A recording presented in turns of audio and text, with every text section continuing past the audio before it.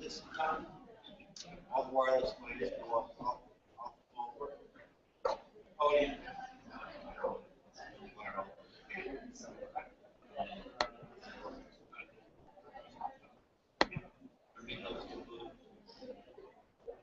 That's that. All right.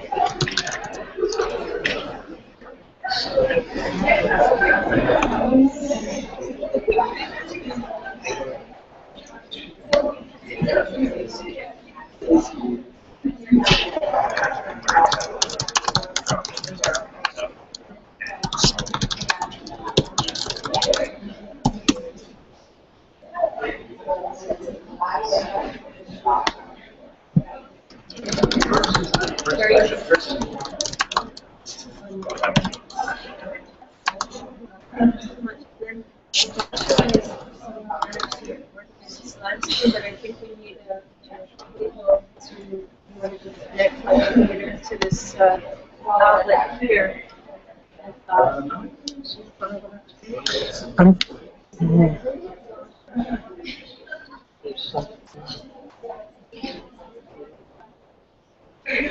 Off the cable,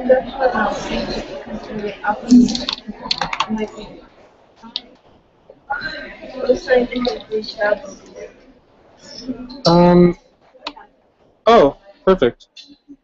Maybe it's gonna pull it out of the socket. So it's gonna pull it. So maybe if you can rest it somehow, maybe wrap it around that. Even if you tied one single knot before you plug it in around that, that would probably work. And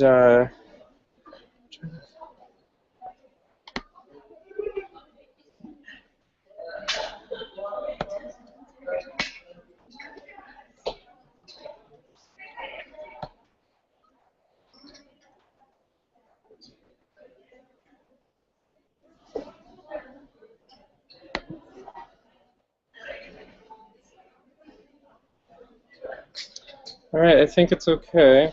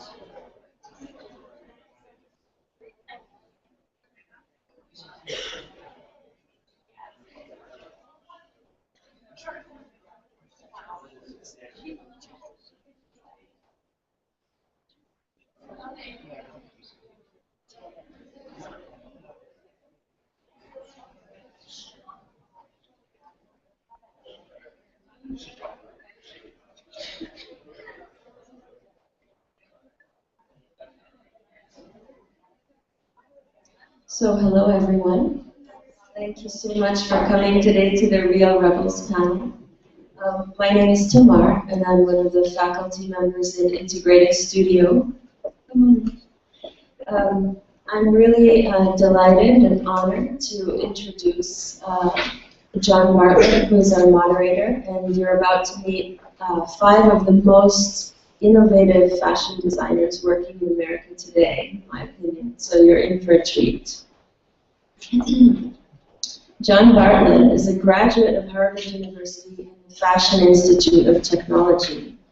Bartlett's signature style embraces a rugged American authenticity that has earned him 2 Council of Fashion Designers of America Awards, CFDA. The American Apparel and Footwear Association named Bartlett Designer of the Year for 2010. Bartlett partners with the Bon-Ton stores. His collections, John Bartlett Consensus and John Bartlett Statements, offer all components of a man's wardrobe in addition to home furnishings. His exclusive collaboration with Bon-Ton features a department very near to his heart, John Bartlett Pet. Bartlett has long championed the issues of animal rights and animal welfare in collaboration with the Humane Society of the United States, the North Shore Animal League, and other organizations. Bartlett has personified his passion for animal welfare into the logo for all of his collections. His beloved 3-legged rescue dog, Tiny Tim. John Bartlett's work is currently part of the exhibit Folk Couture at the American Folk Art Museum. So please welcome John Bartlett.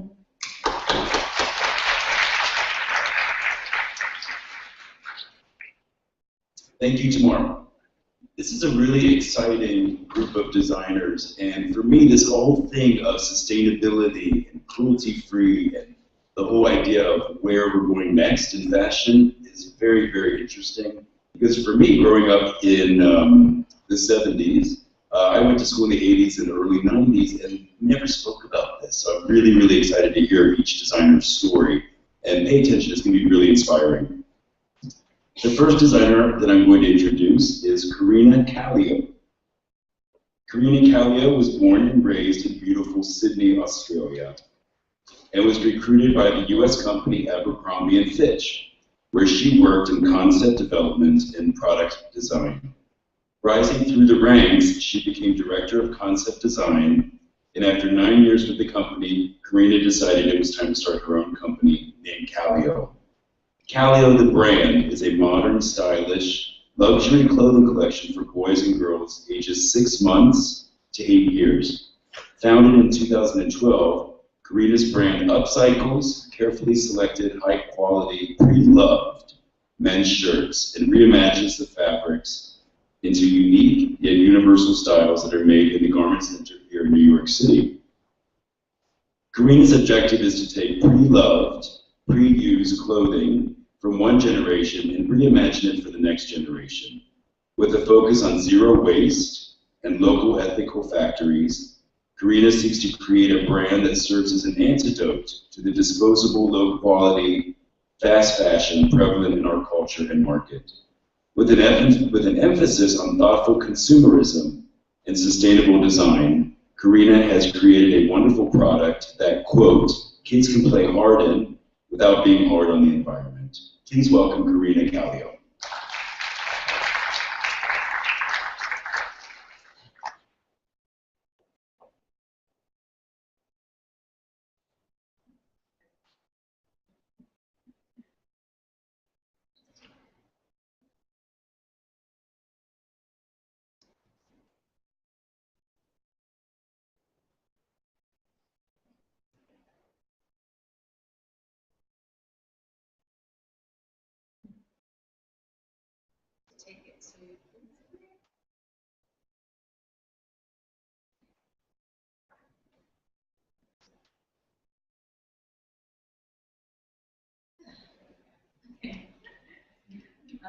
Okay, thanks so much for the New School for organising this tomorrow. It's great to be here.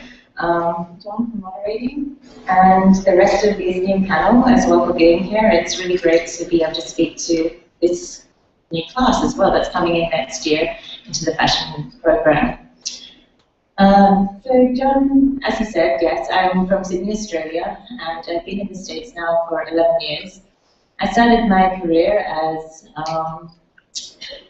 in Sydney, actually. I graduated from the University of Technology, Sydney, and back then, as John was saying, we didn't really talk about sustainable design when we were at school.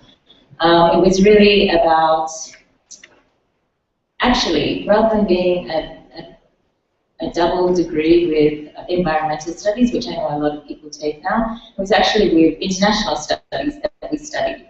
So we were talking about globalization. We were talking about creating an industry that was moving towards pushing production out, outsourcing.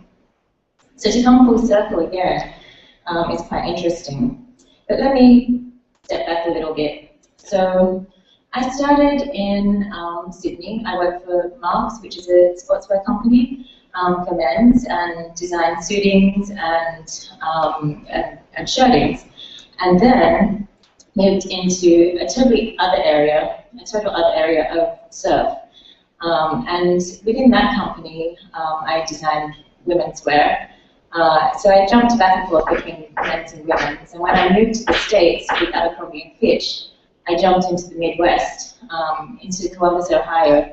And it was great for me there because I really learned about the American culture, which is quite different from the New York culture. To work in a big company like that was fantastic.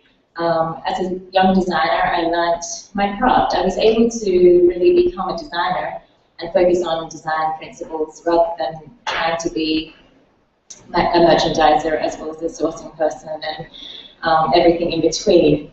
I was able to really focus my craft and travel to factories and see what was happening in the factories all across the world, from China to India, Sri Lanka, in Korea as well. And what I found was that it was an amazing community that I was a part of. Over time, I came to New York and worked for American Eagle and jumped back into women's wear. And then after some time, Abercrombie asked me back to head up the concept team for the men's team, based here in New York. And it was such a different approach to design. All of a sudden, it was more about the upfront, what was happening next. And at the same time, by doing that, Abercrombie always looked at the vintage aspect of design. So we always were digging into the past, what was authentic, how it was made, and reinventing it for a modern lifestyle. Through that work, I really came into contact with a lot of vintage dealers and, in turn, recycling facilities. And it just made me realize how much waste was being produced by our industry.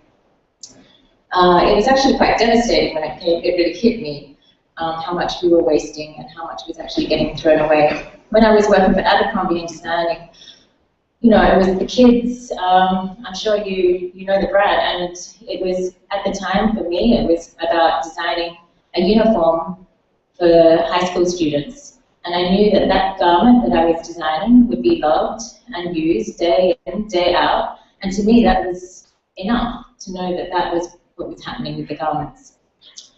And even getting worn to shreds, but still worn, which was important to me. But then, learning what I did and doing more research into the actual industry and what was happening, I came to realize that, on average, each American throws away 70 pounds of textile waste every year. And that's over 300 million people throwing away that amount of waste. it equals about 13.1 million tons of textiles. It's unfathomable. Like, you can't even think about what that means. It's such a huge number. 85% of that textile waste ends up in landfills, and only 15% is recycled and reused. I'll just let that sink in. It's a huge number that we're missing out on, and when it goes into these landfills, it toxifies the waterways, it toxifies our environment. Carbon emissions come out of the textiles when they're left to sit in landfills. And what's even sadder is that most of these textiles are perfectly good for use. More than 50% of those textiles can be reused and reworn as they are.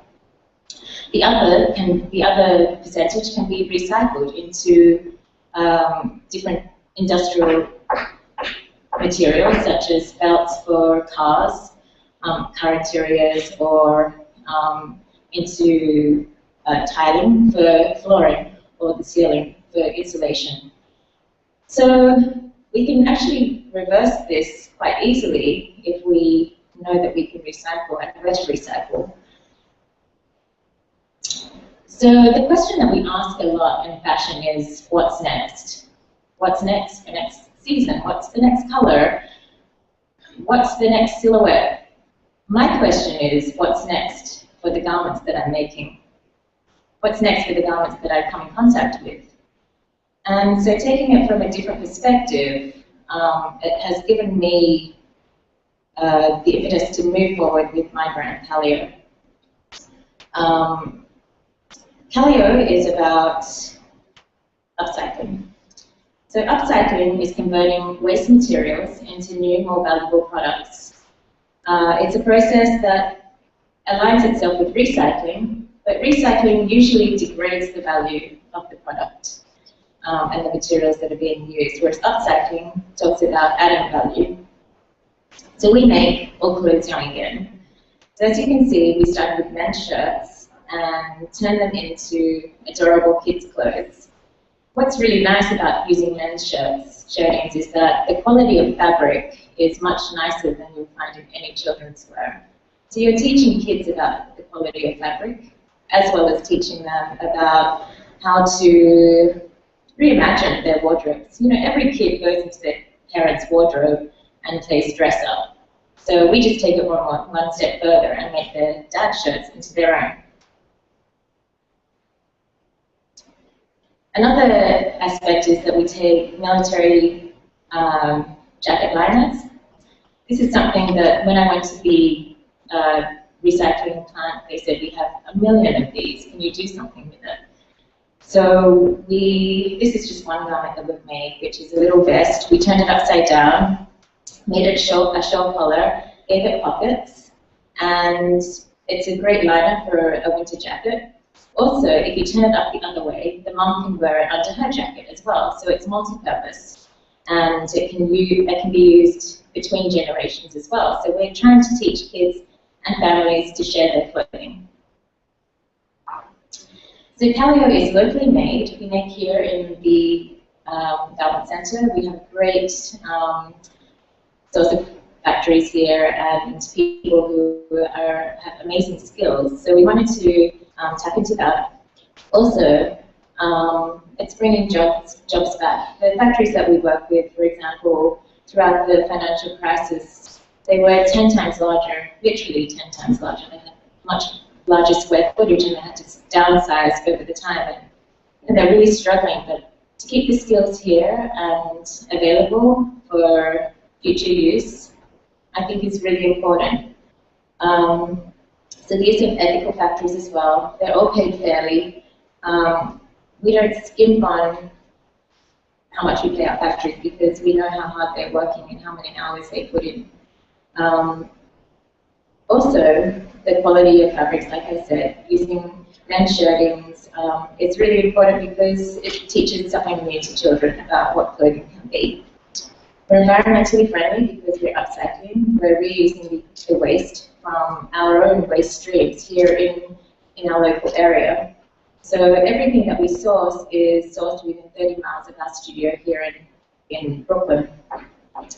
And we're proudly US made. Even our labels, we found a factory here that weaves the labels here from organic cotton, rather than outsourcing it to China or other Asian countries, which isn't a bad thing actually. I mean, but I won't go into that now. So, why kids clothing? So that's a question that a lot of people ask me because I'm traditionally from a menswear background. I work in women's wear as well.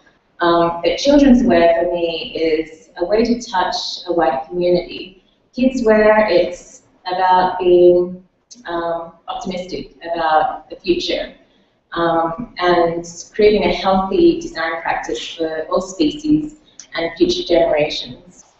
When I speak about community, I'm speaking about the fact that with children's wear, you have the mom who's shopping for her kids. She wants the best for her children.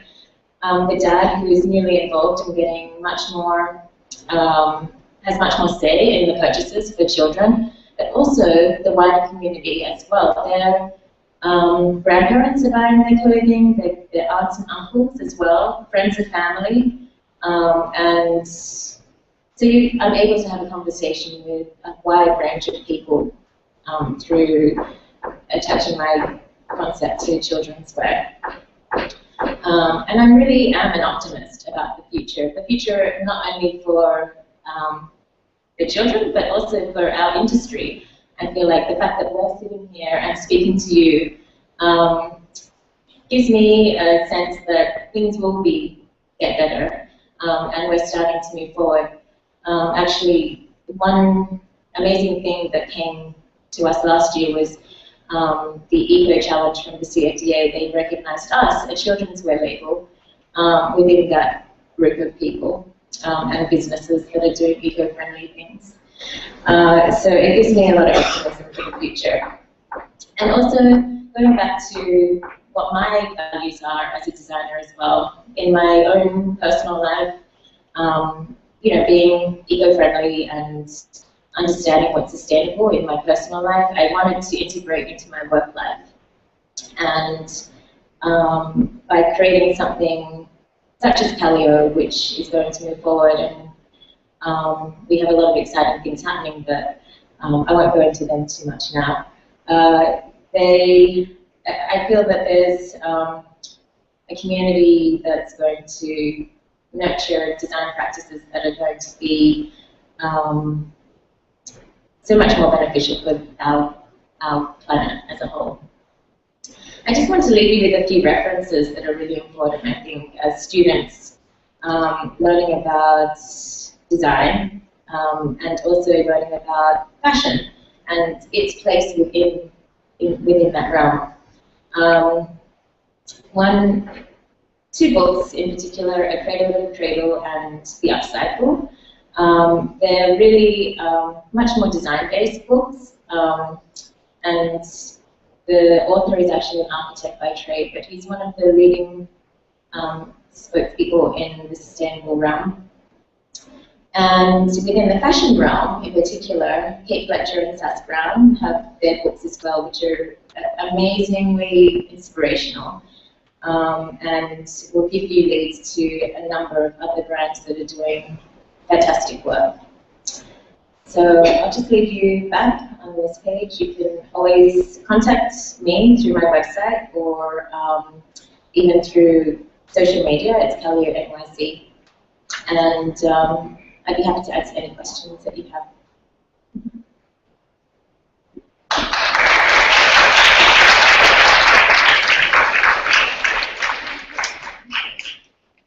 Thank you, Karina. That's so inspiring. I have so many shirts that I've got to send to you.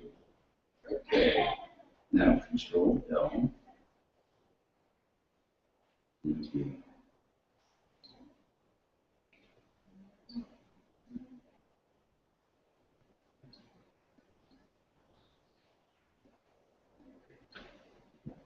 Okay, the next speaker is a good friend of mine, Joshua Katcher. Joshua Katcher is a menswear designer who has created the Brave Gentleman brand, a brand that marries future textiles with centuries-old production methodology. Starting with his very well-known blog, The Discerning Brute, which he started in 2008, Joshua has created a voice for those men who are seeking cruelty-free, environmentally friendly, high-design items.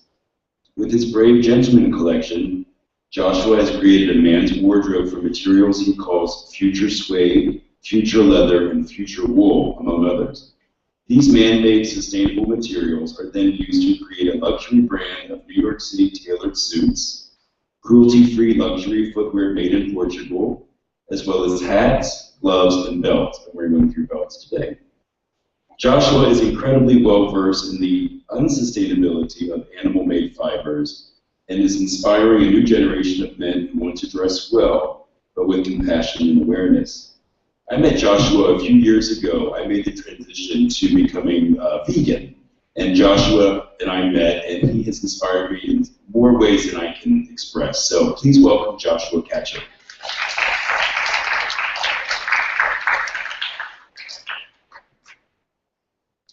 Good morning. Thank you. Thank you to Tamar and Parsons for hosting this event, and thank you to John. Actually, John is the first person that I went to when I wanted to get into fashion. And I think I remember going to your store, and I was just like, how do you start making a suit? and he's the reason that I'm doing this pretty much. So thank you. So I can open up my presentation.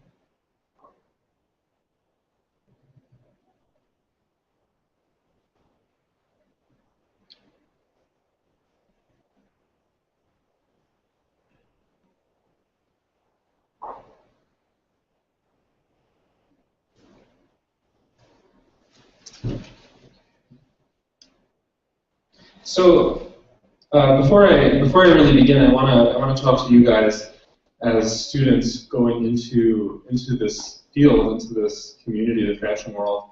I know that there's this daunting feeling that the previous generations sort of screwed up, and now we have to fix the problem, and that's kind of a lot to put on our shoulders, right? So I sort of want to ask you to change that perspective and look at it as an opportunity, because it really is.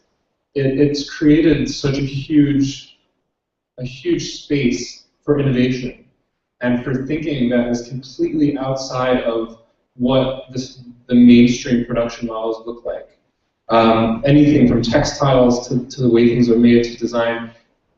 These are huge opportunities to both address a very, very important need, but also create a name that truly is independent and different than everything that's out there. So when you're considering these issues, look at them as, from a problem-solving perspective, a creative problem-solving perspective, not as a chore that has to be done. This is a quote that I had in a book for a friend, Victoria Moran. In order for design to be truly good, the handsomeness of an object must be matched by the handsomeness of how it was made. There is poetic grace and heightened pleasure in fashions of conscientious construction. So this is my blog, The Discerning Brute. It's thediscerningbrute.com. It's a men's lifestyle website, mostly focused on fashion. My online store is bravegentleman.com. My brand, Brave Gentleman, we had our first Fashion Week presentation. It was the spring 2014 collection. It's the suit that I'm wearing right now. That was a very exciting event.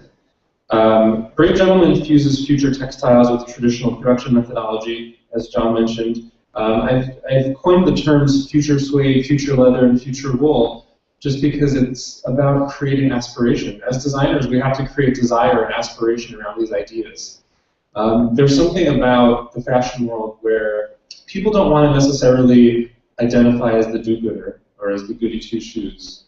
And I think that that's really what this panel is about. It's about embracing the rebel identity. We are the real rebels. If you're going to be doing things differently, you own that rebel identity, and much differently than what the mainstream fashion model is. This is from the spring collection. On the left is a linen suit. Linen is inherently sustainable. It requires far less water to grow than cotton. Very few, if any, pesticides. On the right, the blazer is a future suede blazer. It's made from recycled polyester in a closed-loop factory in Japan. Organic cotton pants, organic cotton shirt, and the shoes are future leather shoes, which is a microfiber made in Italy in a closed-loop factory. And closed-loop, if you're not familiar with that term, it just means no pollutants are allowed to escape the factory into the environment, so everything is recycled back into the production process. This is from my fall 14-15 collection. These textiles that I'm using now is what I'm calling future wool.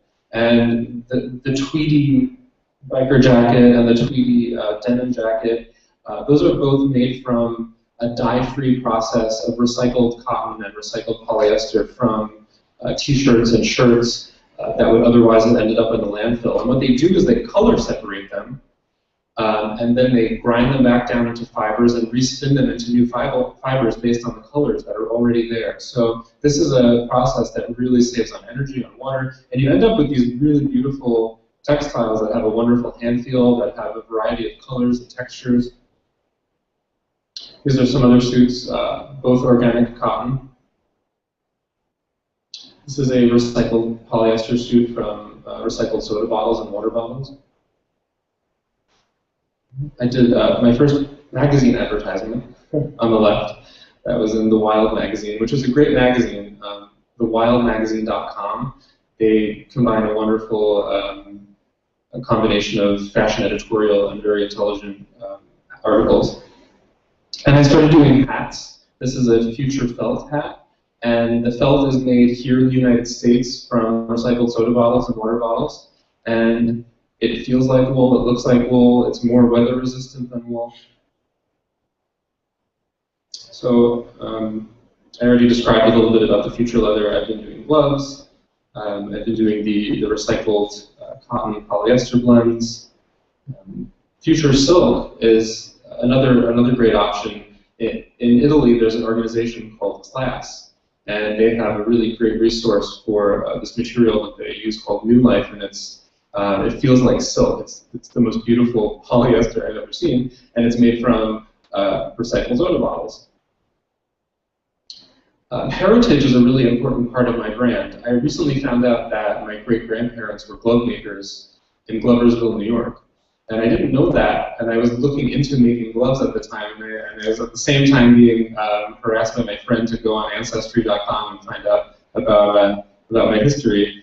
And my great-grandmother and my great-grandfather lived in Gloversville, New York, where it was the capital of glove making in the United States. And I'm using a factory who's using the same methodologies of that time period, but instead of using a traditional leather, we're using the future suede. And they're coming out beautifully. And unlike traditional suede, you could get them wet, take them in the snow, and they don't get ruined. I was honored with an award at that project in Las Vegas. It was my first trade show this past season, and I was given a blogger award, fan favorite. That was really exciting. As I mentioned, we did Fashion Week, and I was named a Man of the Year by Coco Eco magazine. That was a very exciting event for me too. So this year has been really momentous for my brand. We're really taking off. And in the last issue of Los Angeles Confidential magazine, Jared Leto was wearing my boots and his big Oscar editorial. That was really exciting to see that on him. I think he's somebody who doesn't wear leather, so that was perfect for him. These are my new shoes for the upcoming season. I collaborate with a brand called Novacos, which are also based in New York. I sort of design the shoes and pick out the materials, and I use their production facilities in Portugal. Collaborating is a really great way to get things done if you don't have the resources and the means to do it all by yourself. So starting a brand, if you're going to be an entrepreneur or start your own line, look into collaborating with existing brands. These are some other shoes that I'm doing in future leather. Most people say you can't really tell the difference. I think they're actually more durable. They break in, they breathe, they do everything you would want leather to do. They don't crack, they don't fray. It's not the PVC, the plasticky stuff that we're used to hearing when we hear the term like faux leather or fake leather. That's why I use the term future leather, because it's actually better than leather. These are some of the accessories. That's the belt that you're wearing, John. So my passion, the reason that I got into all of this is because I was really curious about why we're so obsessed with animals. Everywhere in our culture we're obsessed with animals, but especially in the fashion industry. Prints and furs and leathers and skins and wool and silk and all these things require interacting with animals. So I'm just going to go through a bunch of slides quickly to sort of showcase this obsession that is in nearly every editorial.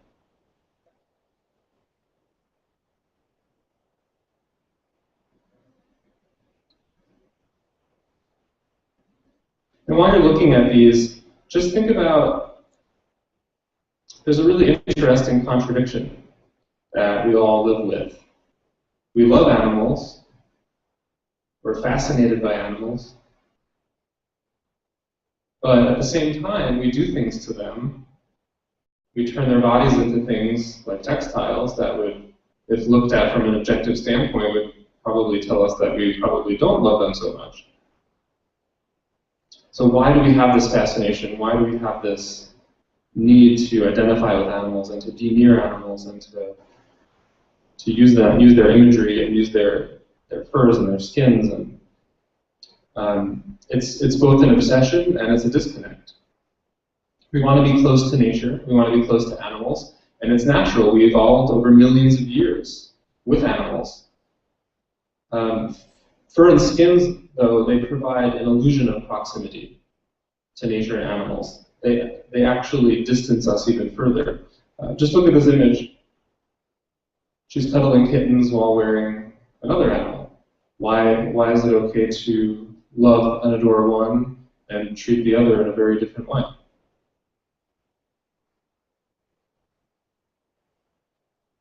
There's a disconnect. There's no story. When we look at a garment like fur, we don't see how it was made. We only see the beautiful object. Karl Lagerfeld said that killing those beasts who would kill us if they could, that's his rationalization. So there's this dreaded comparison where we don't want to compare terrible things that might happen to us with what we're doing to animals. How can we adore a furry dog while wearing the fur of another very dog-like animal?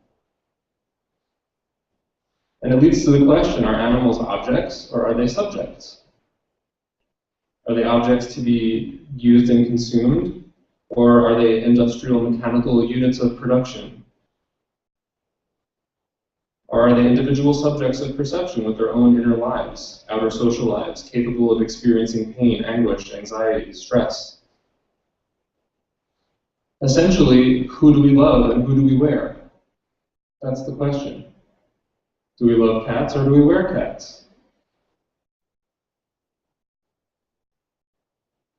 We see these contradictions, and open any fashion magazine and you can see these contradictions. We adore animals, we love them, but at the same time, we're doing things to them that would say otherwise. So we live with these two. Every one of us as human beings has these two abilities. We can be cruel or we can be kind. We can harm animals or we can protect them, nurture them, defend them. And there's a really interesting concept in philosophy called aesthetic irrationality, and that really applies to fashion, to the fashion industry. Aesthetic irrationality is basing judging something based on how it looks. It's basically judging a book by its cover. So you look at a beautiful fashion object and beauty becomes the rationalization in itself. Beauty becomes the justification. So we look at a beautiful fur coat and because it's pretty, therefore it's good.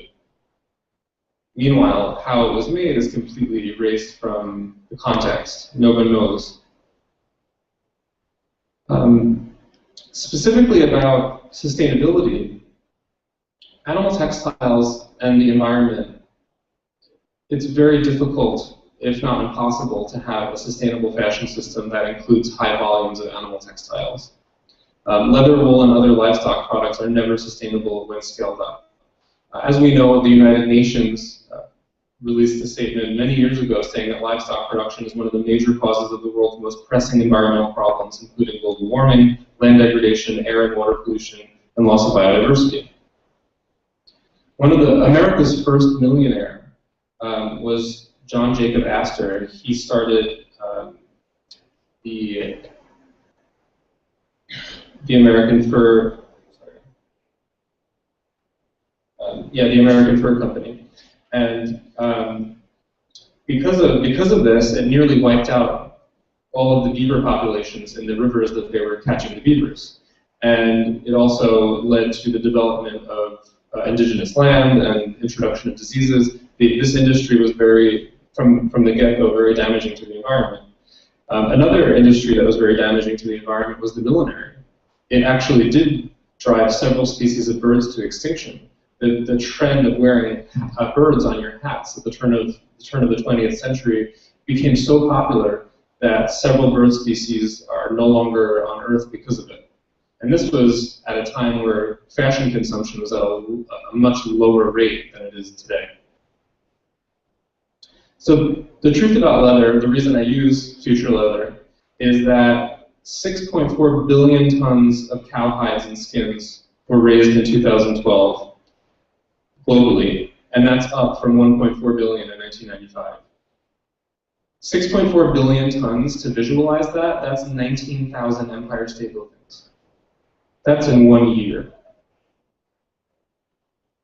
And just to give you an idea of what happens in 1 day at one factory, 7.7 million liters of untreated liquid waste and 88 tons of untreated solid waste from a factory in Bangladesh are released every day. Tanning 1 ton of raw hide requires about 50 cubic meters of water. Cow leather alone, this doesn't include goat leather, pig leather, many of the other leathers that are used. Cow leather alone, at 6.4 billion tons, results in 320 billion cubic meters of water used annually. That's all the water in Lake Tahoe twice every year. During the tanning process, at least 660 pounds of chemicals, lime, salt, etc., are added per ton of hides. Bovine leather alone, which is cow leather, results in 4.2 trillion pounds of tanning chemicals used annually. That's the weight of about 360 Great Pyramids, just in 1 year. Recently, a report on the leather industry was released that a lot of the cheap leather, the affordable leather, coming from India and Bangladesh and China, it's a human rights tragedy. This is a liming bath. This is where the hairs from the leather are removed. And in a lot of these tanneries, which are illegal, they have young children working in the liming baths without any protective equipment, scraping the hair from the hides.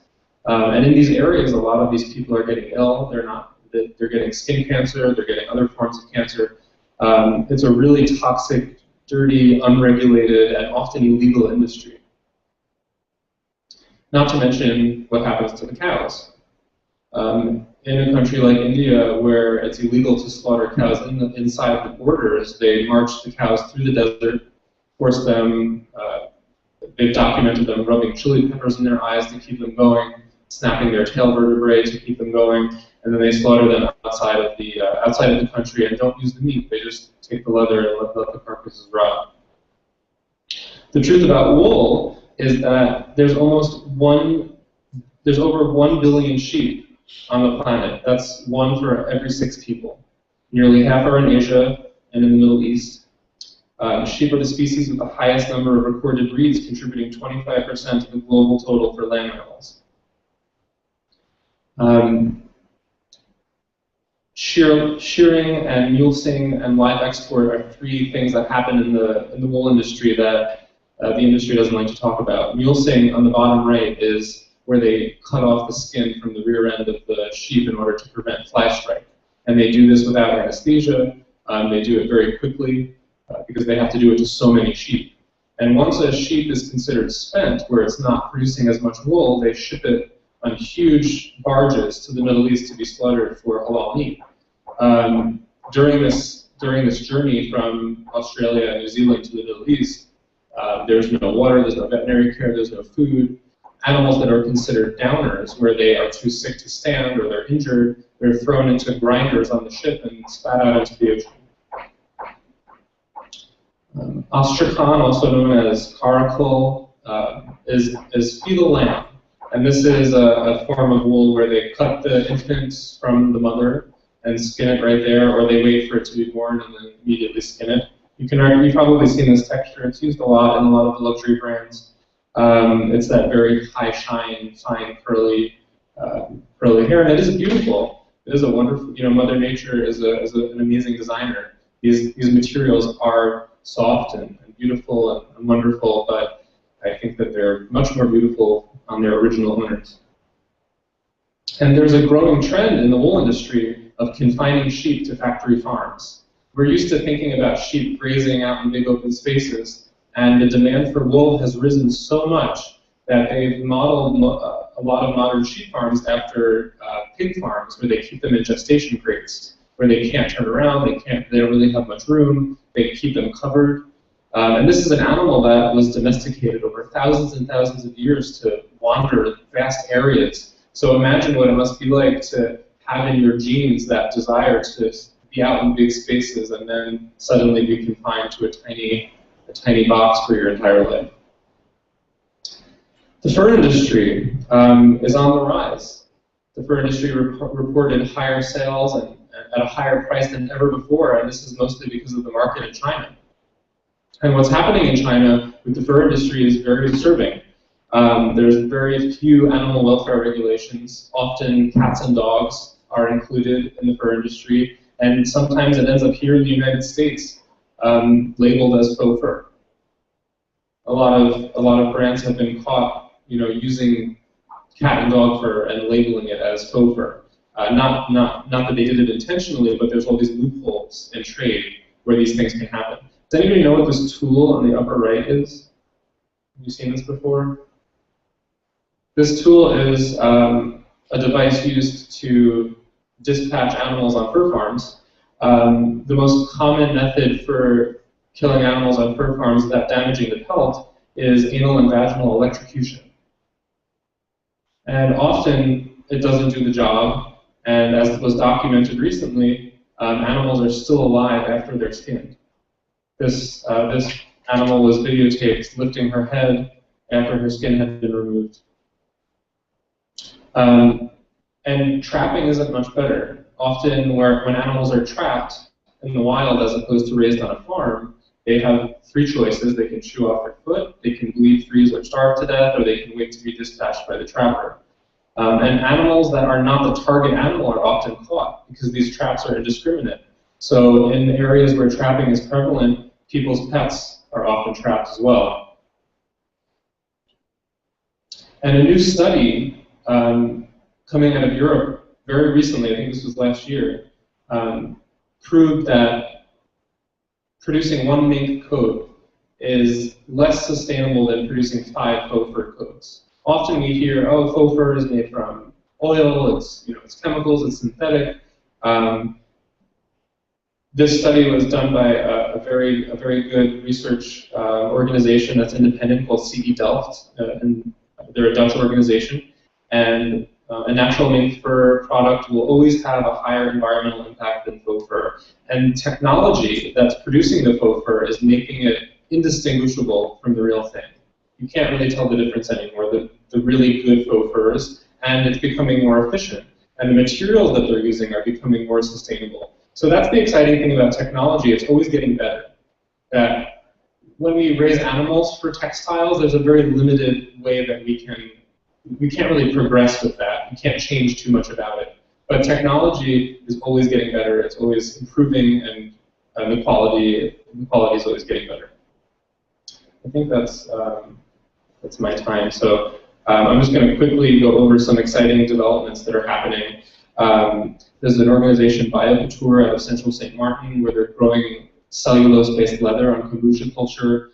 A lot of footwear brands like Olsen House are using recycled materials to make suede. Designers like Iris Van Herpen are using 3D printing technologies to get these really cool textures that you couldn't have gotten in the past. People are growing cell-based leathers in labs. There's a company called Modern Meadow that's doing bioprinting, where they're taking skin cells and growing them in laboratories, so you get real leather, but there's no animal attached to it. Recycling is one of the hugest innovations in sustainable fashion. You can turn so many recycled items into really beautiful textiles now. Closed loops, that's actually a picture from Leanne's brand. She uses closed loop materials. The closed loop factory is a factory, like I said earlier, that the waste is the food. So there's nothing that's let out into the environment. John's brand is one brand that is doing that as well. This is from, what season is that? This is 2 seasons ago? Yeah. The motorcycle jacket you're looking at is a recycled future suede jacket. Stella McCartney is a really wonderful example of somebody embracing a lot of innovation and technology, using a lot of organics and biodegradable materials. Her recent shoe collection is made from bioplastics. The sole is completely biodegradable. There's a really cool brand from Berlin called Umasan, using the waste of soybean farming. They use soy husks to make a very wool-like material. There's cool innovations like catalytic clothing, where they figured out if you put this material in the washing machine with your clothes, and everyone in let's say everyone in the city did it, and it's a harmless material, it's titanium dioxide, it would neutralize all air pollution on a ground level if everyone in the city did it. And it's just a matter of adding it to your laundry. I'm going to skip through quickly. So, if you need to reach out to me or get in touch with me, or you want to check out my websites, these are how to get in touch. Thank you, guys.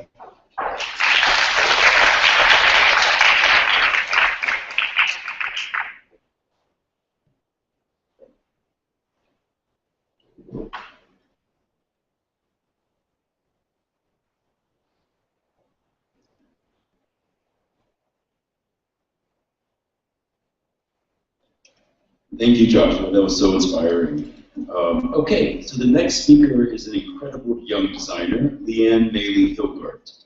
Leanne is the founder of Haute Couture, an independent New York City fashion house that focuses on innovating the future of fashion.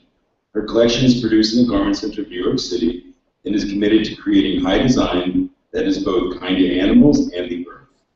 At an early age, Leanne became a vocal animal welfare activist. And growing up in Chicago, she became committed to the mission of creating a warm winter coat that is environmentally sound, cruelty-free, and ethically produced.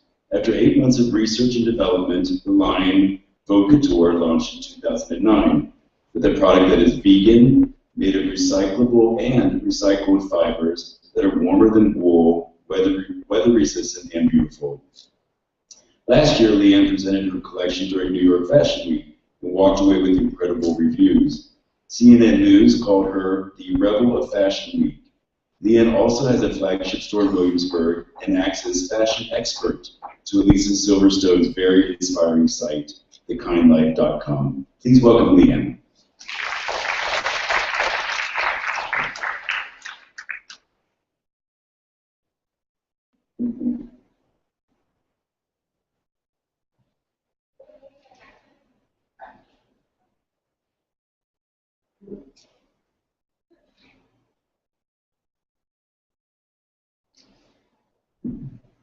Hi. Thank you so much, John. I really appreciate it. You're such an inspiration. Hi, guys. My name is Leanne, as John mentioned, and actually, it's kind of hard to go after Joshua. He's one of my best friends, and we often speak together, and he's got all the facts, all the history, all the inspiration.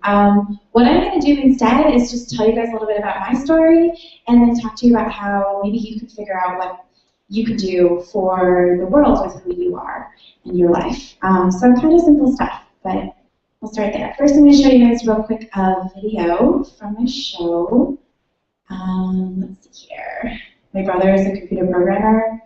I'm like the opposite. I have no technology talents. So, let's see. There's a little video of me.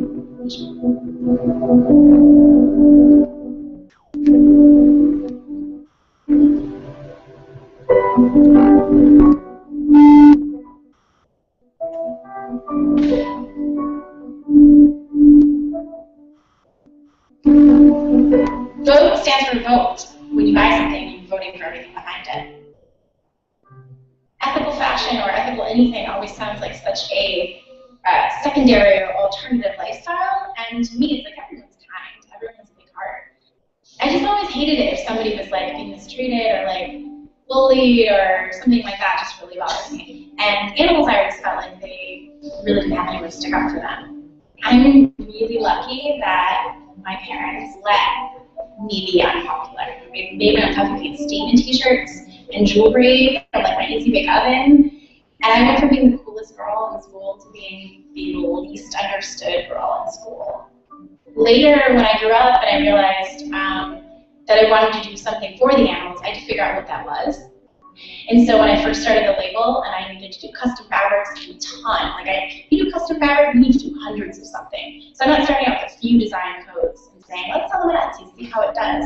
No, at the bottom of the recession, I had to sell hundreds of codes of a brand new fabric. And people told me they thought I was crazy. I had to buy that fabric ahead of time. You know, fashion and business, I feel like they think they're exempt from ethics. And to me, that's the most important time to consider how something is made and where it goes. We can reach the mainstream and let people know that they can easily wear kind fashion.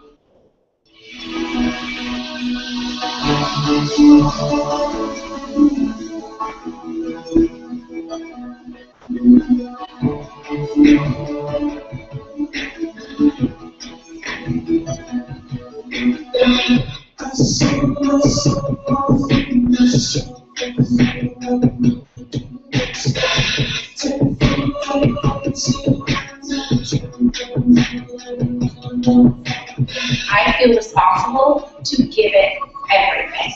And if I don't, I feel like I could potentially be letting down the movement and my mission.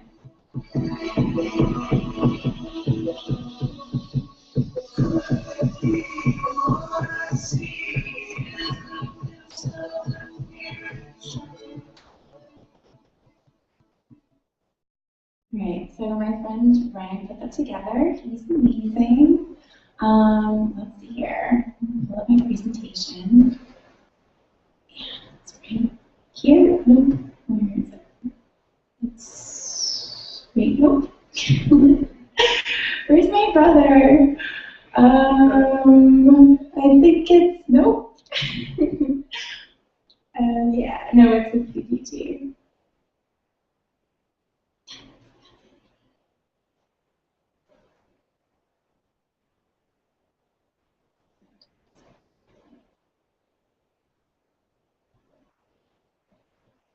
There it is. Okay. All right, you guys. So this was me when I was 10. I lived in the Chicago suburbs, and 10 minutes from where I grew up was the McDonald's headquarters. So that's where they started doing factory farming for fast food. Everyone was very into limited too, and I was wearing animal-themed t-shirts and matching my all of my color coordination, typically hand-me-downs. I made my own jewelry from my Easy Bake Oven. Anybody have an Easy Bake Oven? Maybe? I know we have a lot of people from other countries as well. Who's probably from the furthest? Anyone also from Australia? Besides my friend's speaker? Anyone? No? Maybe in Asia? There's some people from Asia. Awesome. I lived in Taipei for 3 months and Hong Kong for 3 months. And Tokyo is my favorite city. The design is, I mean, incredible and very cute. And so I really like that a lot too. But so when I was 6, a girl down the street got me a rabbit fur coat for Christmas. And I didn't know anything about anal electrocution or factory farms or fur farms or trapping, but I knew as a 6-year-old that some rabbits were dead, so that there was this coat And when you're a kid, sometimes things are just simple. You know, you just look and you're like, something's not right about that. This code's pretty silly. And I love rabbits. I used to rescue them in my neighborhood. So when I was 8, I coordinated my friends to go door to door and raise money for the local animal shelter. We made arts and crafts from Michael's. Anyone made any arts and crafts from Michael's? They weren't the most amazing art. Also, I think we spent more money on the materials than we made from selling them door to door, but luckily my parents let me give that money all to the shelter. When I was 10, we were asked for a social space fair project to pick a topic, just anything that we wanted to learn more about. And for me, everybody else was doing cool, like science stuff, like a volcano with baking soda, you know, you make it explode. And I just kind of had a feeling that we were doing something to animals that no one was talking about. I just didn't understand, like, how did this coat turn from a rabbit into a coat? How do we end up with animals on our plates? How do we eat them? I loved meat and I loved dairy. My dad grew up on a dairy farm in Wisconsin. Big cheese head. I was really into cheese curds. And I just knew that something was going on and I wanted to learn more about it. So I wrote my research report on factory farming, vivisection, which is testing on animals, and the fur industry. And I named it "Being Cruel Isn't Cool." It's definitely a 10-year-old slogan. I'll tell you what, it was the first t-shirt slogan that I sold. I sold it to a company that actually still sells it. A girl who works for me was like, someone's using your 10-year-old slogan. And she showed it to me on the website. I was like, that's actually the slogan I wrote. That's the same shirt from when I was 10. And a girl who actually makes amazing vegan chocolates upstate Augusta, it turned out, we became friends 15 years later through like an email interaction about eco-conscious ribbon. And then we started trading chocolate for a coat every year, and a lot of chocolate. And then one time we realized that we both had this very similar childhood, where, you know, I had my own animal rights slogan. It was like a paw print with my initials and the initials of the year. I put it over everything. Take my Trapper Keeper, turn it inside out, write slogans all over it with like pictures of dogs and cats I cut out from the local pet store catalog.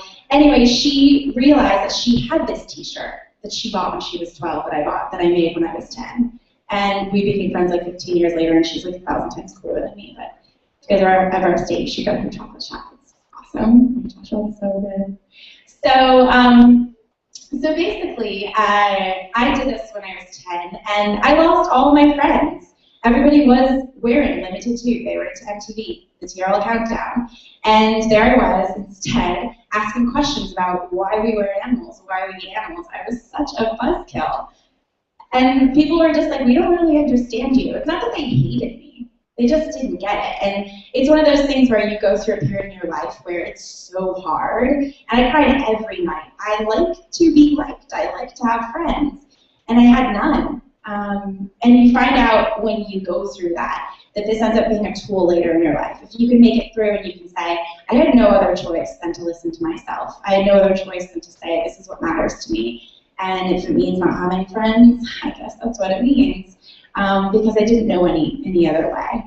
So when I was 16, there were dissenting cats in the class across from my locker. And not only did it smell awful, but I thought this was ridiculous, and no one knew how the cats were raised and killed and gassed and often had formaldehyde shooting through their blood when they were still alive and conscious. And so I did a campaign at my school, at the school board, about offering alternatives. And when I showed up, first of all, they completely ignored my whole request to speak to them. But when I finally showed up, they were like, okay, you got 3 minutes. So I went up there and I presented.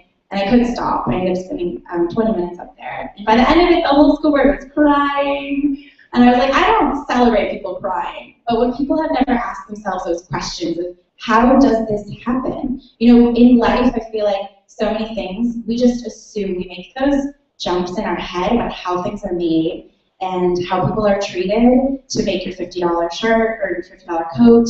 And how, you know, where something goes afterwards and how the animals were killed. We just make those assumptions that everything was done properly. But when we asked those questions, we realized they weren't. So, sorry, long story short for that, long story long, was that for dissection, I ended up being able to get the story in the Tribune, which is the Chicago Tribune, and getting people to call their representatives and ask, students need alternatives to dissection. So they're pushing that into a law and requiring it in all Illinois schools.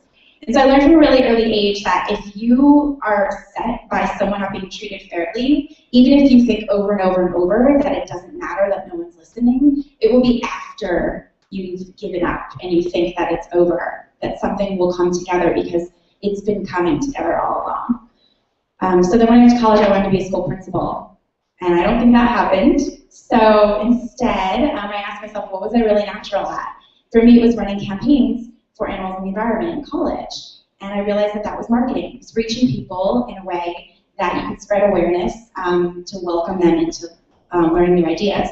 So I got an internship at a marketing, in a marketing position at a company. And I got the position. This is a good hiring tip, you guys. I got the position because I made a really awesome glittery thank you card.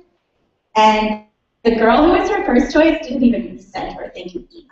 So when I sent this handmade glittery thank you card, she was like, listen, my first choice was a marketing major. You've never taken a marketing class in your life. She's got like 3.9 GPA. You've got whatever. And she's like, but that thank you card really showed me that you care. So I did that, got the position. I was then able to take all the grassroots activism I'd done my whole life and use that, turn it into philosophies of marketing, which I then could practice throughout the entire company for the whole country.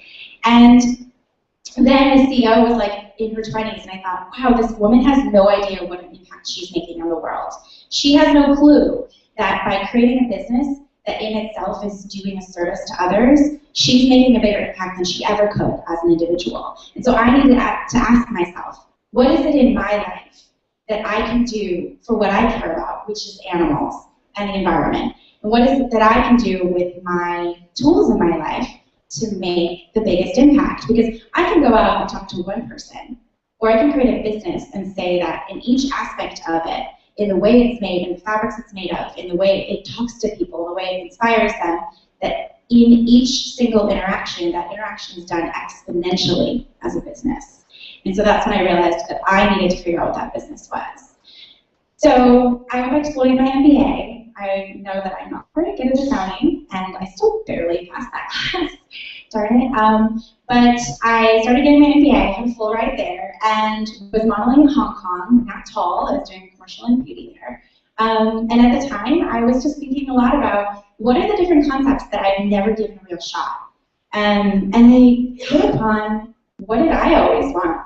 In Chicago, we have the coldest winters, and you know what? I've been speaking for a few years since I've had the business for 5, and people always look at me like, yeah, winter. And this winter, I think you guys get it. Winter is brutal in Chicago. It's like our winter this winter. And when you can't feel like you look like yourself, it's rough. You know, you wear a coat for like 6 months of the year, and if you feel like you're wearing something that doesn't speak to who you are and the way you want to express yourself, that's really frustrating. And that's true to any winter coat. But on top of it, since I've been vegan for 14 years, that was something else where I was like, and winter coats that were vegan were so not worn. So I thought, first of all, is there any market for this? But then I realized that if instead I took the opportunity to take animals out of an equation that they're always in, this would give me a chance to say, if I can take animals out of the equation and use it as an opportunity to create something better, if I could create something that someone who loves fur, who loves steak, would also love, then this would be a way to innovate for the future of fashion, not for an alternative lifestyle. And when I hit upon that, I realized this would be my contribution that I could do with who I was and what I had learned in my life. I realized that I had already surpassed a couple of my slides, so I'm just real quick gonna click through them. We have some amazing celebrity fans. Angela Kinsey recently tweeted, "Are now or never, friends forever." Sweatshirt. Yeah, and so let's start here. So before I went to Hong Kong, I was in Taipei. I was modeling there for 3 months, and it was the loneliest time in my life. I didn't know anyone except for some family, and I didn't speak very well Mandarin, and I'm learning now because my boyfriend took Mandarin, totally showing me up. But So basically, when I was there, I read all the books that I had brought. I brought like 10 books, and by the end of the second week, since I had no friends, I was just reading. I ended up picking up some new books from the secondhand bookstore that had English books, and one of them was The 7 Spiritual Laws of Success by Deepak Chopra. And one thing he said was, the seat of where your skills and talents meet the needs of the world, that's where there's abundance. And so this stuck with me. And so when I was working on my concept in Hong Kong, I realized that I had already done like 4 or 5 business plans in Chicago when I was doing my MBA. And all of them, whenever I did businessman competitions, people would not understand them. And they would get to a point where I would start diluting my concept because people didn't understand what I was trying to say. And then I read Rules for Revolutionaries by Guy Kawasaki when I was in Hong Kong. And Rules for Revolutionaries says that anything that's actually revolutionary for what you want to do, it will not be understood by the current industry leaders because they can see what's current and what's nearly current. And so I said, you know what have I done in my whole life? All the things I've done in my life that were good, I didn't ask for approval. I didn't ask for permission. I didn't ask for someone to tell me, you need to do this, this works, this is a good idea, I'm going to give you money for it. Instead, I just did them because you get to a point where in your life, you can't sleep because you want to create this. You can't talk to anyone because you have to do this. And for me, this was one of those things. And so when I decided to start Vote, I didn't tell anyone at all. I just quit everything, my MBA, my full ride MBA, and my contract with Ford Models, and I just said, I'm doing this now, because if I don't do this now, it's never going to happen. And so for me, the dharma for me was to say that I could look at my life and say, there are these tools in my life that make no sense at all. I had gotten an accidental contract with Ford Models, I'd been in a class, and the guy was like, he's 4 over senior. I said, why would they? I'm 5'5". And I went in the next day, and he signed me. That ended up giving me the opportunity to learn marketing for fashion. And so when you have your life, you find different things that come to you. Seem like they don't make any sense. You know, you're in college and you're like, I'm only going to do that if it's good for my resume. And that's actually the things that you're naturally pulled towards that seem to make no sense at all. It's that extra dance class, or it's that trip to Spain. It's those things that you feel a pull towards in your life that give you tools that nobody else can have. And when you can add those all up in a way that no one else can add them up, it makes it possible for you to serve the world with those things and with who you are. And so if anyone's seen Slumdog Millionaire, yeah, okay, awesome. So in Slumdog Millionaire, if you remember, and sorry for the spoiler, anyone who hasn't, but in Slumdog Millionaire, you know, there's this guy, he wins the Who Wants to Be a Millionaire of India, I think, and he wins it because every single question he knows the answer to because of something that happened in his life. It just happens to be like this perfect match. And what I realized was we can create our life to be based on the answers we already have. So if you go backwards and you say, okay, I want to win at this. I want to be the biggest, and I've said this, I want to be the biggest tool I can be for animals. That's not exactly what I mean to say. I want to use myself the best I can for the movement. And the way I can do that is by going back and saying, what's easiest for me? You know, why make it hard on yourself? It's like, this is a terrible analogy, but, you know, growing up, I always tried to straighten my hair. I'm sure everyone's fought with their hair at some point in their life. You want what everybody else has. So I tried to straighten my hair and ended up just damaging it so much and being terrible. And then one day I cut it all off, tried to look a lot more mature. And then when it grew back, I just let it naturally dry. And it's so funny how everyone looks so much better when they're just being themselves and doing what's easy for them. And so when you start a business, you start a label, if you ask yourself, instead of what's the way to do it, what's the official way to do it, what's the right way to do it, if instead you say, what's easy for me, what are the tools in my life that I've had as an education major, as the artist in my class, as, you know, someone who had modeled, what do those things give me that make it easy for me to do my business the way that I do it? So I'm sorry, you guys. I usually talk for like an hour, so I'm trying really hard to keep this a little bit shorter. The quote is, the thing that makes you weird as a kid will make you great tomorrow. So when I lost all my friends at 10 for caring about animals and being the artist in my class, now I have some really amazing friends that I really adore. And it just changes your life when you can say, I'm going to do it anyway, regardless if people get it or not, because then one day you'll find the people who get it. And then this is that thing I said, if anyone's seen, what was that movie, The Family Stone, this girl says that what was it, the guy she liked went to another country because he had to see this totem pole someone had built. And they had built it because they said they couldn't sleep until they built it, because they had a hole in their heart until they made it. And so you have to ask yourself, for me, when I started writing business plans, I said, what's the most marketable? What's going to, win that business plan competition? And then I said, F it, like, what do I want to make? What do I want to put in the world? What makes sense to me? And so that is that thing you have to do, the thing that scares you. And if you ignore it, you'll end up ignoring everything you think and everything you feel, because you'll stop listening to yourself. The question of the size of market that Joshua actually touched on. Am I way over time? Am I okay? Okay. So people would always say, and this is why I didn't tell anyone when I started the line, they'd be like, how many vegans are there? And it's like, okay, sure, we're growing. But the point is that I didn't start the label to start it as an alternative lifestyle, something for only people who were already vegan. Of course, I love people who have dedicated themselves, regardless of if something is fashionable, if something is comfortable, they'll wear it because it fits who they are and they want to do that. But instead, I said, okay, so Macy's chose me 14 labels out of thousands for their workshop. And when I showed up, I was really surprised they picked my label. And they asked me this question, and I looked at it and I realized that when I was studying Harley Davidson in my MBA, and the thing about Harleys is, what's the market for a Harley Davidson motorcycle jacket? Do you think it's the rebel without a cause? Do you think it's the guy who's on his motorcycle all the time, like, ripping through the dust and the sand and leaving behind like 10 girls or whatever? That's not the guy who wears the Harley motorcycle jacket. The guy who wears the Harley stuff is the 60-year-old man who works in accounting or finance on Wall Street.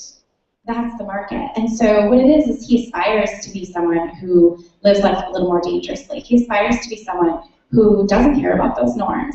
And so when someone asks, what's the size of my market is not people who already necessarily care. It's people who want to care, people who want to say that they can do what they can and make it a little bit easier for them. So if anyone read The Tipping Point, anyone read The Tipping Point? Yeah, okay.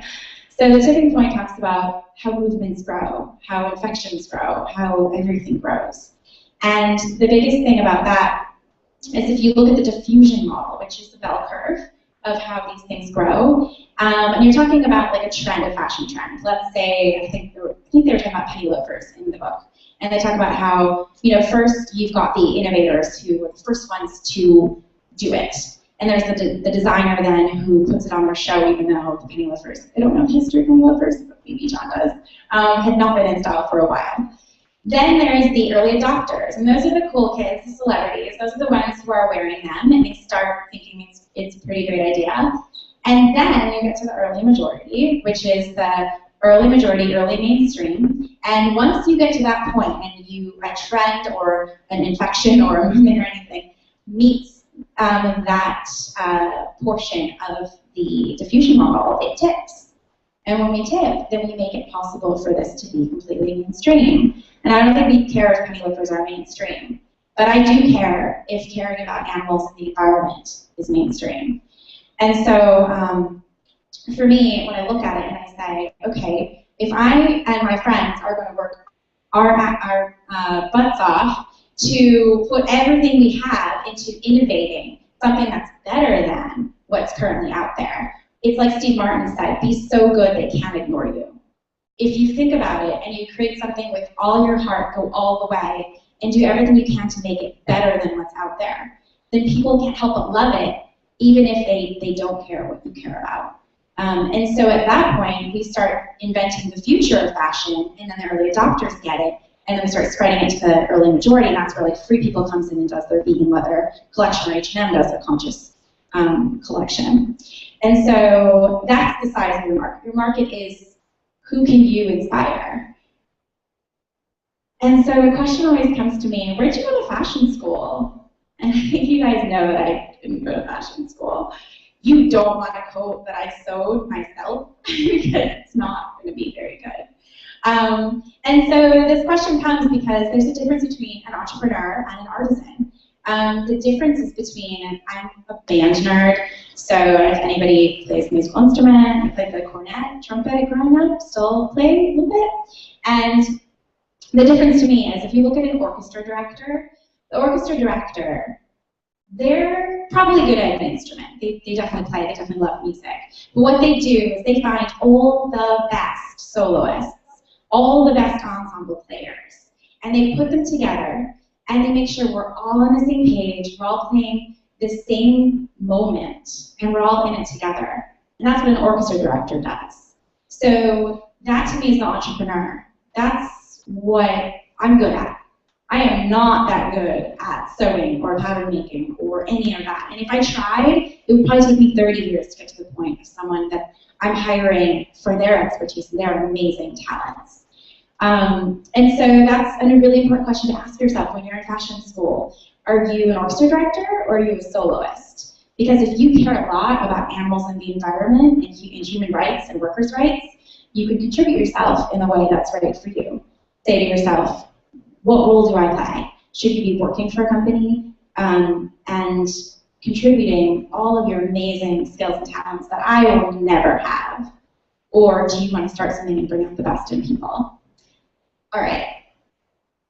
I guess the last thing is just a really quick note. So sustainable business and sustainable fashion is about how can you create something that will be able to continue and create more good than bad that it's creating. And so for me, the biggest lesson I've had this year after running the business for 5 years in my dark apartment alone for the first 2 years is to have a sustainable business, I have to have a sustainable life. And it's so easy to get caught up in if you have a mission that's bigger than you or school that's bigger than you and you want to get everything done, you forget that you have needs and you forget that you have a way you want your life to be. And what's interesting is that for me, if I choose to do the things I love and the things that make me healthy first, if I make sure to go to the gym, if I make sure to eat well, if I make sure to sleep is so underrated, you guys. If you make sure to do those things, you're actually, for me, I'm so much better at what I do then. You know, I used to have those days, and I still do once in a while if I forget this, where I like try to work, and you know, you're telling yourself like you have to get this done, you have to, like just push it all out of you, like what more can I get out of my brain, what more can I get out of myself? And what your brain ends up doing is doing like a sit-in. If anyone has done protests, it's like you're just sitting there. Nothing's gonna get done because your brain's doing a sit-in, and you're sitting there at your computer, and you're like, I have all these deadlines, I gotta get all this done. And your brain basically is like, no, you're not. We're gonna do refresh on email, what's going on Facebook, and like that's what my brain does. So if instead I say to myself, okay, what do I need to take care of myself first? I go to the gym in the morning, I take a run. Then when I'm done with that, I am so good. Like I'm so ready because I've listened to myself. So I'm so ready then to work, and it's so much clearer and so much faster. So make sure to take care of yourself. I know it sounds really cliche, but seriously, you will be so much better. When you say yes to yourself, if it means saying no to others, you'll end up with more yeses to give up later anyway. So just allow yourself to think about what do you need, what do you want in your day, what would make you feel amazing. And that's it for me. There's so much more, but just really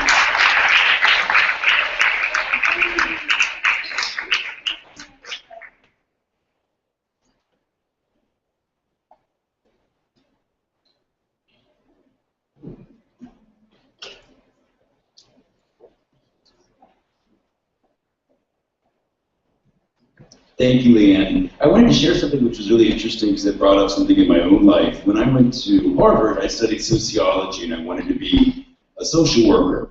And I remember my dad said to me, the best way for you to give back to society, to your culture, is to do something that you really, really love. It may not be social work. So when I found fashion, I always told myself, I hope that I can find a way to give back to my community through my work. So I think that was a really wonderful way to watch you as a young kid with your animal activist voice and how that has grown into a fabulous product. Our final designer today is Stephanie Nicora Johns. Stephanie is an artisan shoemaker and founder of Nicora Johns. Stephanie Nicora Johns is an artisan shoemaker and founder of Nicora Johns, based in Los Angeles. Her passion for her craft has led her to create a line of unisex shoes that are made in the United States, thereby employing displaced U.S. shoemakers, a commitment very close to her heart. Stephanie's collection is also built around her commitment to creating a product that is cruelty-free, environmentally sound, and socially conscious. Stephanie has partnered with American material manufacturers who are producing eco-conscious, high-quality, man-made materials that are safer for the environment, help eliminate waste, and create local jobs. This year, Stephanie was recently honored by PETA as the Best New Designer of 2014. Congratulations, and please welcome Stephanie.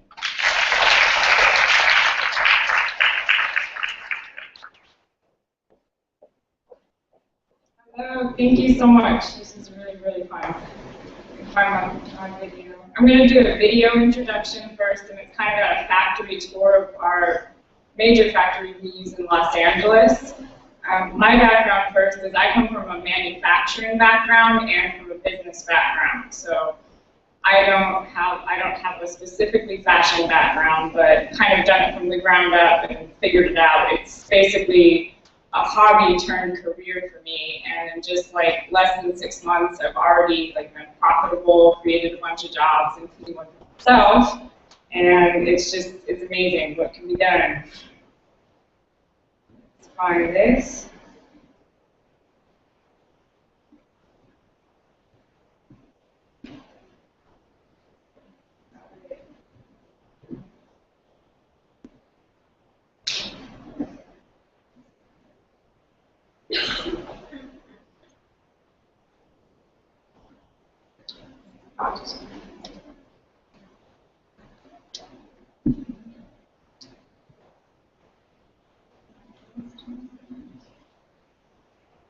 Right, so this is again the Los Angeles factory tour.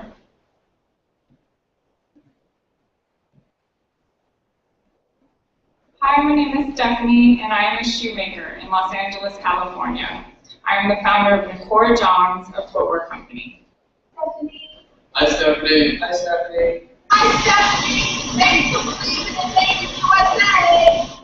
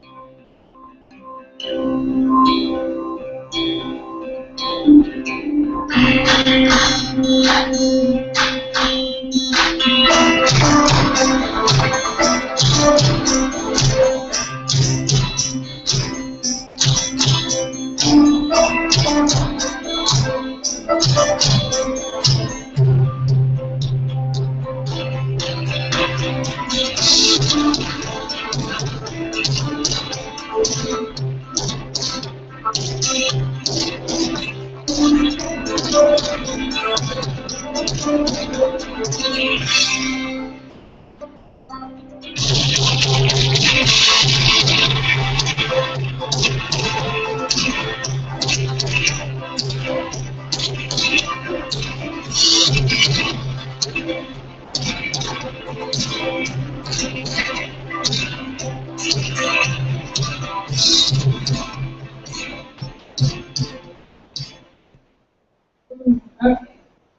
So I'm gonna tell you a little bit about my background and then a little bit about what makes the company so unique, and then I'm gonna actually show you briefly how we make shoes, which is pretty fun. But the main reasons that I started the company and doing this is one, because I want to quote Leanne, there's a lot of soloists out there, people who are the artisans who are more equipped to just be craftspeople who want to be working with their hands. And there's just not those kind of jobs in the US anymore. They're all completely gone, they're overseas, and the only thing left are the desk jobs or the business jobs. And I and a lot of my friends are those people, those artisans who need to work with our hands. And right now those jobs, like people barely, like in Europe here, like they probably make $10 an hour to do that work, which is, to me, in my opinion, not fair considering how hard it is to make shoes. So that was my first goal, to change that. And also to do it, since I want to sell a lot of shoes and create a lot of jobs, I want to do that with only sustainable materials. So that's just the theme of everything. Find this.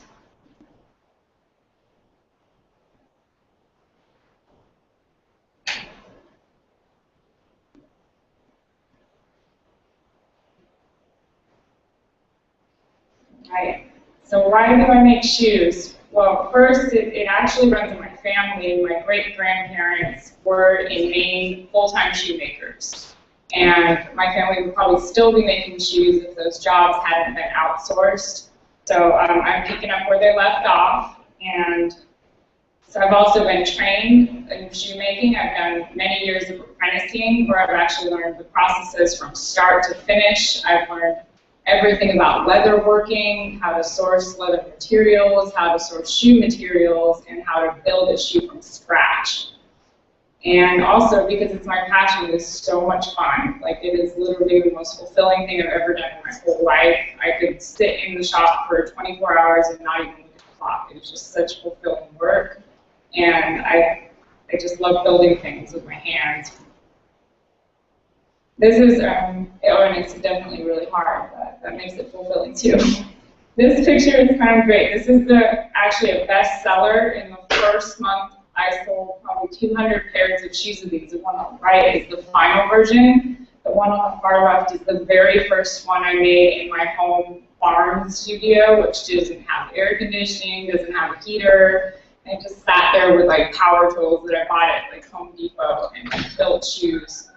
And so that's the first one, which my picture's left there. It's terrible. It's made out of fabrics from like the craft store and like eyelets from Michael's or something. And then the second one's actually made out of a couch that I ripped apart. So that one's from recycled leather. The third one might still be the couch, but made some modifications on the eyelets. The next one over is actually the first time I found US-made faux leather. So I started experimenting with those. And then finally, the one on the far right is the version that is actually in stores right now, and it's with the best, most softest, eco-produced faux leathers I've ever seen, and they're all made in Massachusetts. So how is this company so different? Although it wasn't my original intention to be rebellious and do everything different, it just ended up sort of happening that way. This, first of all, by making things in the USA, we're already being rebellious. The shoe industry makes $85 billion a year, and only 2% of that is from shoes made in the United States. The next thing that we do different is everything's locally supplied. I do that because I want to control everything, and if the factories that are making my materials are next door, I can monitor them and make sure they're making things up to my standards. But that, again, takes us down to being even more rebellious. That's not even 1% of shoes in the world are coming from materials made in the USA. And then last, we don't use any leather, which from Joshua's presentation, we've already learned leather is pretty obsolete when it comes to sustainability. So it's just, we just don't use it.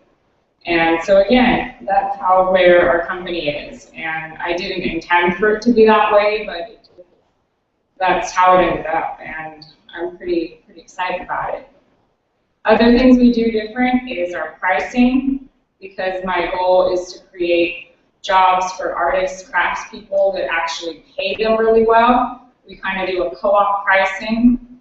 Like the price you pay for a shoe, whether it be $20 to $2,000, most of that cost is going to markups that go for wholesale markups or retail markups or for more executive level part of the shoe.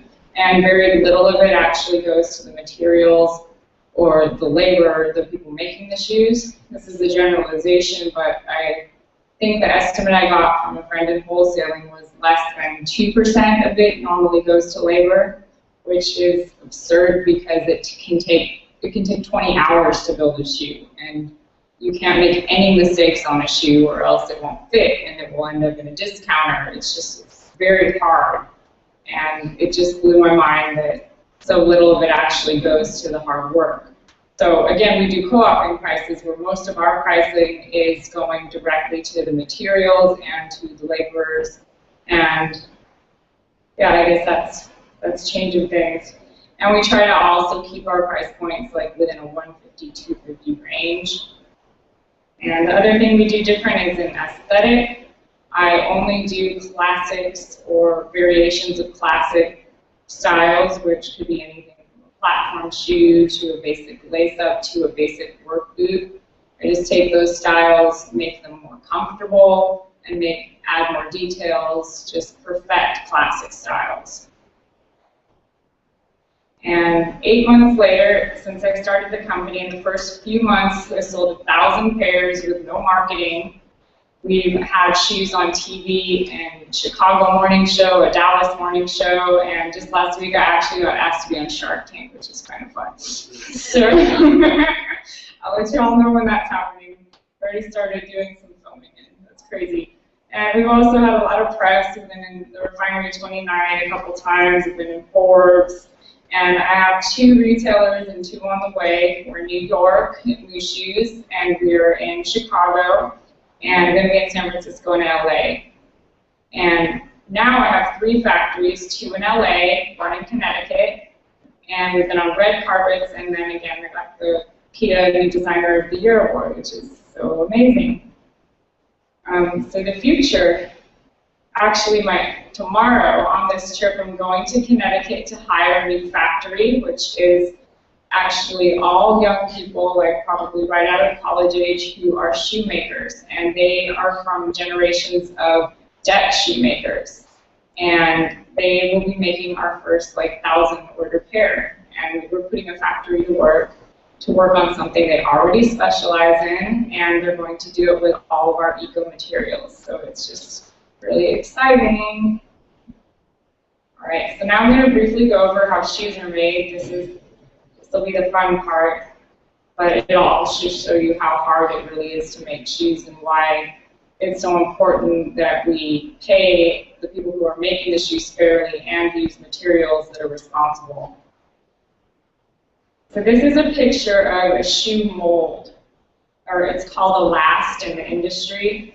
And the shape of the last and the size of the last, the toe shape, this is all why your shoe looks the way it does. Like if you have a round-toed shoe or a pointed-toed shoe, it's because this mold had a point. And this also is like if you're 7.5, 8.5, it has to be that size. It also determines the heel height of your shoe. So if there's any variations or errors or manufacturing problems with the last, then the shoe is not going to fit. It's going to end up at a discounter, or nobody's going to buy it.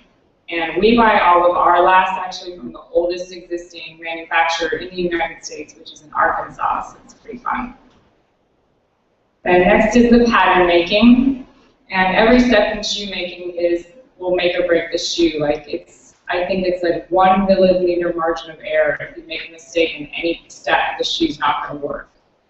And pattern making is one of the hardest parts of the shoe.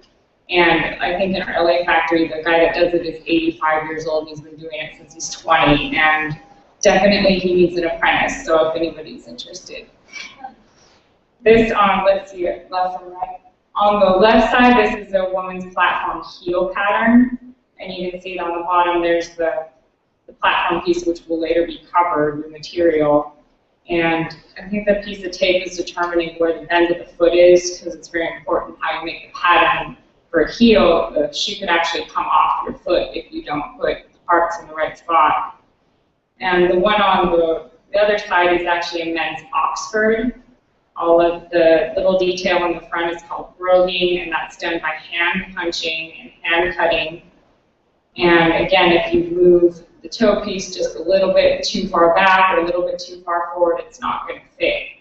And this is why a lot of shoes end up at discounters, which are like TJ Maxx or Ross's, because something was done incorrectly in part of the process. So next to materials. To choose the materials was definitely one of the most important parts, because I want to sell thousands of pairs of shoes, and I don't want to do that at the expense of the environment. It's not future thinking. And so the selection was for all low impact materials environmentally. And from the research, if you look at shoe materials as a whole, from like the very smallest like chemical component that goes into the textile to the shoemaking process, it turns out that about 75% of everything is done in a developing country, which it basically means that these are countries that don't have very strict labor or environmental regulations. And it just seemed like too much of a headache for me to get into researching, so I just bought domestic. And leather is just informational, like where most of the leather in shoes comes from, which some of the surprises on there are horses and kangaroos. A lot of the leather is not labeled if it's a horse or a kangaroo, but it's very common. So it was very easy for me to determine that I would go with eco-textiles, which are even produced in solar power factories, and over the high energy costs of production of leather from the factory farming to the tanning process, which is the part that turns the organic material, the skin, into something that will never biodegrade, which is what you see on the shoe. And it was just too out of control to even consider. And I actually have some samples of materials if you all want to pass it around. Just kind of feel what it's like. The stuff it's very high tech scientifically. The faux leathers, they are made to be almost exactly like leather, but with less energy costs. Even the backing is strategically done so that it will cut correctly and so that it won't deteriorate with water damage, and so that it'll be comfortable too. It's pretty cool stuff. Next step is you have to cut the pieces that you made with the pattern, which again, if the person does not cut these correctly, the shoe's not going to fit and it'll end up at TJ Maxx. The one on the left-hand side is actually, that's the Sally model we have. That's the front pieces, and the middle is the tongue piece. And on the other side, that is the front part of a boot, a men's boot. Next step is to sew the shoe together, which you take all these puzzle pieces, probably about 20 of them for each pair of shoe, or each individual shoe, and you have to put them all together just right and sew them on this tiny little workspace of 1 millimeter and not make any mistakes or the shoe's going to be ugly or not fit. Like when you guys go home, or if you are willing to do it now, like just take a look at the stitching on your shoes. Like this is all done by hand. Everything is done by hand, and it is incredible. Like the craftsmanship, how skilled this person has to be to do this. And the one on the bottom I did. That took me only 2 years to be able to make that line. Very proud of it. And next you build the insoles, which are either made out of leather or made out of cardboard fiber resin compounds. If they're a heel, you have to put a metal or a fiberglass shank in them, which keeps it from bending, and that could take up to hours to make those. And then the last step, which is another high highly skilled position is the actual taking of that rubber that was sewn, putting it over the insole, and putting it on the mold or the last. And this is something that most people who do this have done it for at least 10 years. It is very difficult. If you pull the piece too far forward or too far back, it's just not going to work. Again, like shoemaking is so intense, like you can't make any mistakes. Lastly, which is again skipping probably a lot of steps, is putting on the soles, the heels, and then making everything nice and finished, sanded. There's a men's shoe on the top, which is a sole that's glued on. That's actually one I did in my house, one that I messed up for one of our best sellers now, called the Leroy for Men. And the other two are platform heels. And it's actually, like, this is kind of surprising too. It's a lot easier to make a high-heeled shoe than it is to make like a men's Oxford. And those are, like, seems like those can cost so much more in stores, but it's actually much simpler. So it doesn't make a lot of sense, but it's just food for thought. And lastly, just some resources to send you home with. And if there's any eco shoemakers out there, I do absolutely love to advise and will give you any resource that you would ask for. There's a website up there, and if you just put Parsons in the subject, I can find out who you are, make sure we get to you. Also, if there are future shoemakers, we do offer sampling. All of our factories can make anything you can dream of, like the most craziest stuff to the most basic everyday stuff. We can do it, and we'll give you a discount for being a student. The other websites up there are two pollution statistics sites to look up. UN Statistics has great environmental stats for how fashion is polluting the world.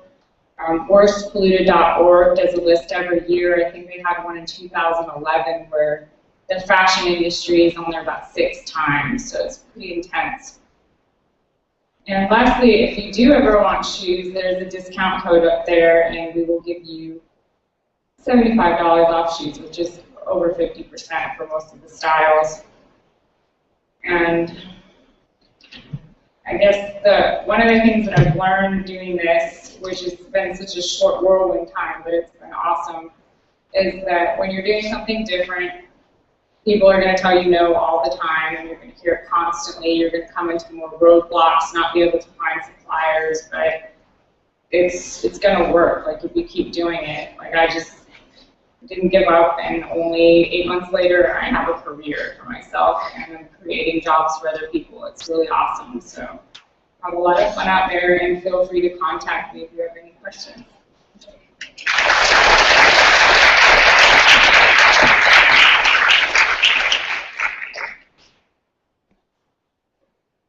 Thank you, Stephanie. That was incredible. Okay, so time-wise, are we on time? About 15 minutes? Okay, I'm just going to have a few questions for the panel, and then we'll have some questions from the students if you have any.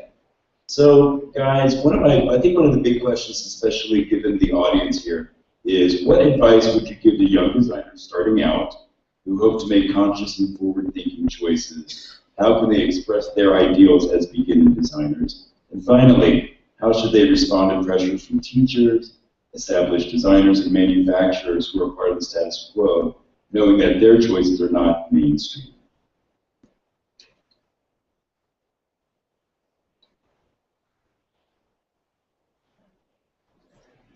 Hi. Is this working? Yeah, okay, cool. So since there are 2 questions there, I'm going to start with the second one. In terms of working with teachers or factories or mills, whoever that are not used to working with someone that's using sustainable and high-tech and future fabrics, I would say make it easy for them. Do whatever you can to make it possible to take out any sort of extra work for them, because you want to make this as mainstream as possible. So you always need to speak and work in the language of who you're working with. And when you do that, then it makes it be able to show them that it's actually a better option. But if you create roadblocks by being difficult, by doing something that they haven't done before and not doing that extra work to make it easy for them, then they're just going to think it's whatever. And then who ends up, dealing with that is you. You won't be able to do what you want to do for the movement. So yeah, I just always think you can do the hard work. You know, when people typically design a collection, they go straight into designing because they have thousands of fabrics, exactly the color and pattern they want.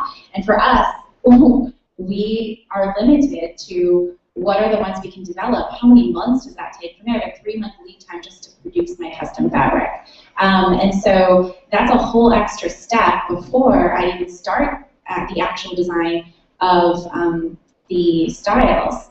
And I'm willing to do that because that's why I'm here. So if you want to do something innovative, you have to know that you have an extra step there. But the thing is about extra steps is that when you innovate, it makes it a whole new level. And there's something there that you're adding to it. So be comfortable doing the extra work because it will definitely pay off.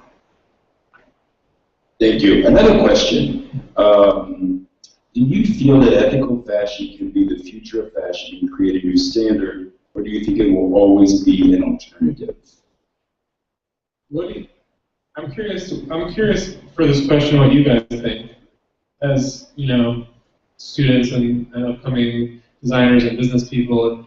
Do you guys see sustainable fashion as something that's just an option, or is it a necessity?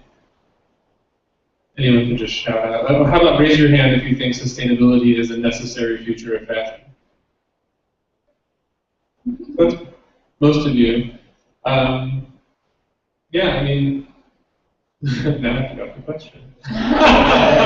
Do you feel that ethical fashion can be the future of fashion and create a new standard, or do you think it will always be an alternative? Well, what I think about sustainability is there's this stigma, right? Where when we hear a word like sustainability or eco-friendly, or it sounds so earnest and so you know, do-gooder. And there's this feeling in fashion of, you know, wanting to indulge and almost it's almost like being naughty. Like when you buy fashion, you want to indulge in something that's naughty and exciting and cool, and it creates this problem. So we have to think around that and say, how can we make sustainability edgy and cool and indulgent? And it could just be as simple as changing the language, like what I did with, you know, just calling things like future leather. But yeah, I think that it is the future, and I think we have to figure out how to market it more effectively because people are not driven towards being do-gooders. Right, yeah, because I think sustainability, ethical, is not very sexy, so we will continue to make it sexy. I have a question for Karina. Karina, in a culture of consumerism and blatant materialism, how can smaller production, localized sourcing, and alternative materials compete with the larger houses on price? Well, in terms of, well, I thought about that obviously a lot for my business. Using fabrics that I use, it actually allows me to get really great fabrics for a very little price. In turn, I use the savings that I make there to provide jobs in the garment center that are well paid, far more well paid than what you would what they actually expect from me. And I think that one of the main things is just knowing your sources.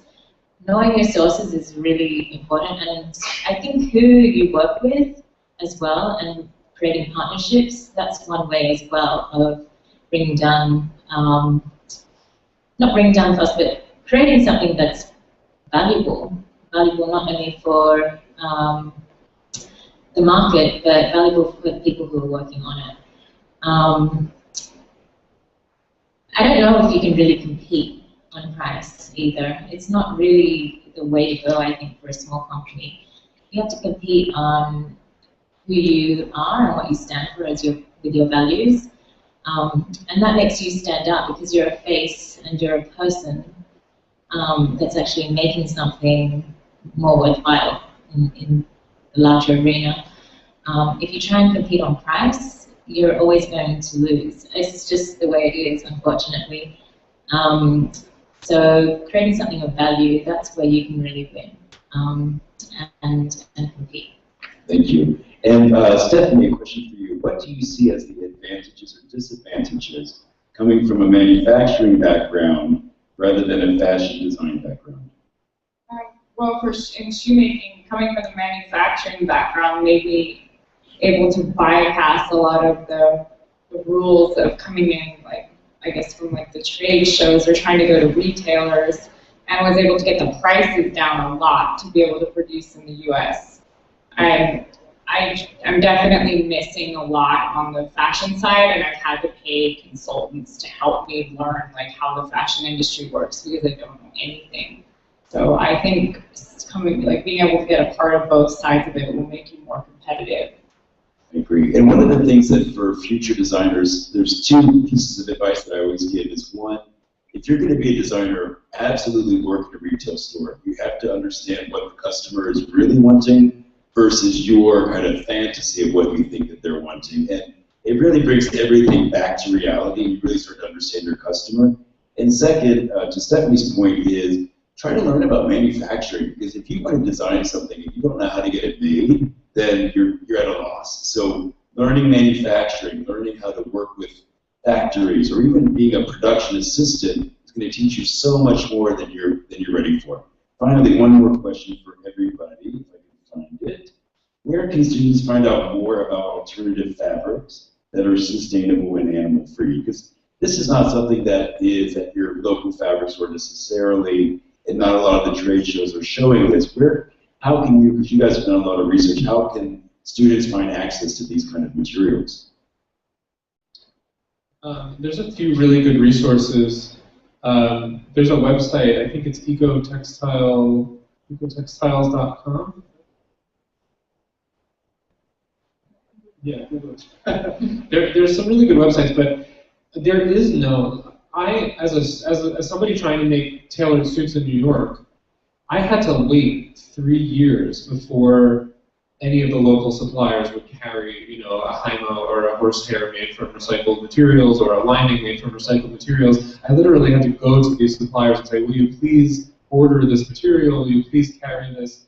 It requires a lot of legwork to find those resources, and that's why I think a lot of designers are want to sort of hold on to their sources. But when you have an agenda that's bigger than just your brand being successful, when it's an industry-wide agenda, I think it's good to share.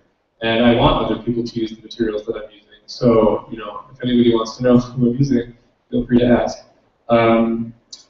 Yeah, I think it's just use the internet, search. There's a great website called makersrow.com.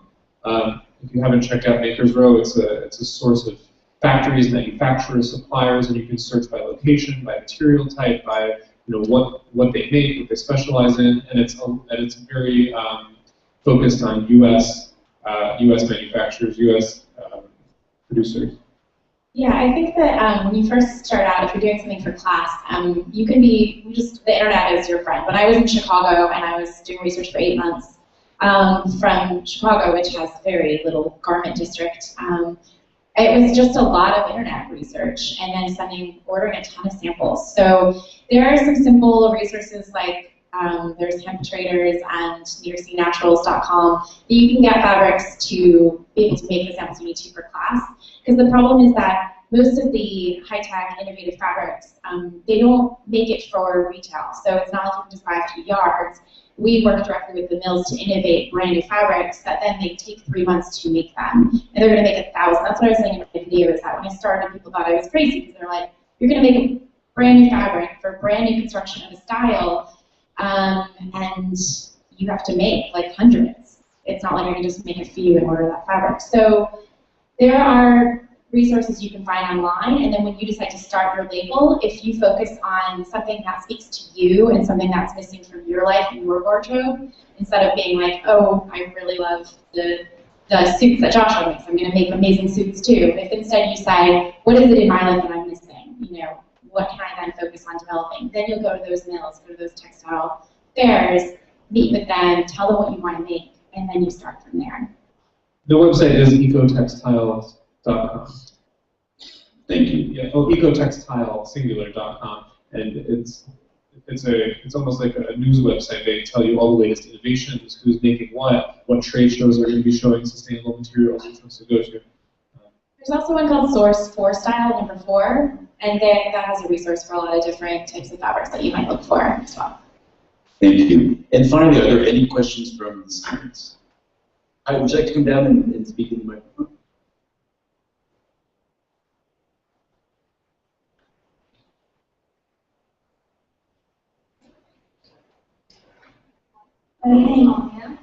My question is that, do you think it's economically feasible for all the fast fashion companies to switch to sustainable fashion, since a lot of them, like most of them, rely on cheap labor from developing countries?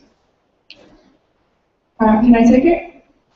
I don't think that the bigger corporations can adapt to moving their whole cost structure to put more of the money towards labor, because they have such high marketing and executive budgets, but that is also a big entry for new designers, because they can't compete with your brand new cost structure that you create from scratch.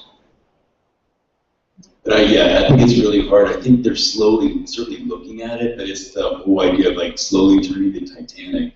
It's going to take a few generations, I think, until these companies are more well-versed and able to incorporate that kind of manufacturing into their business.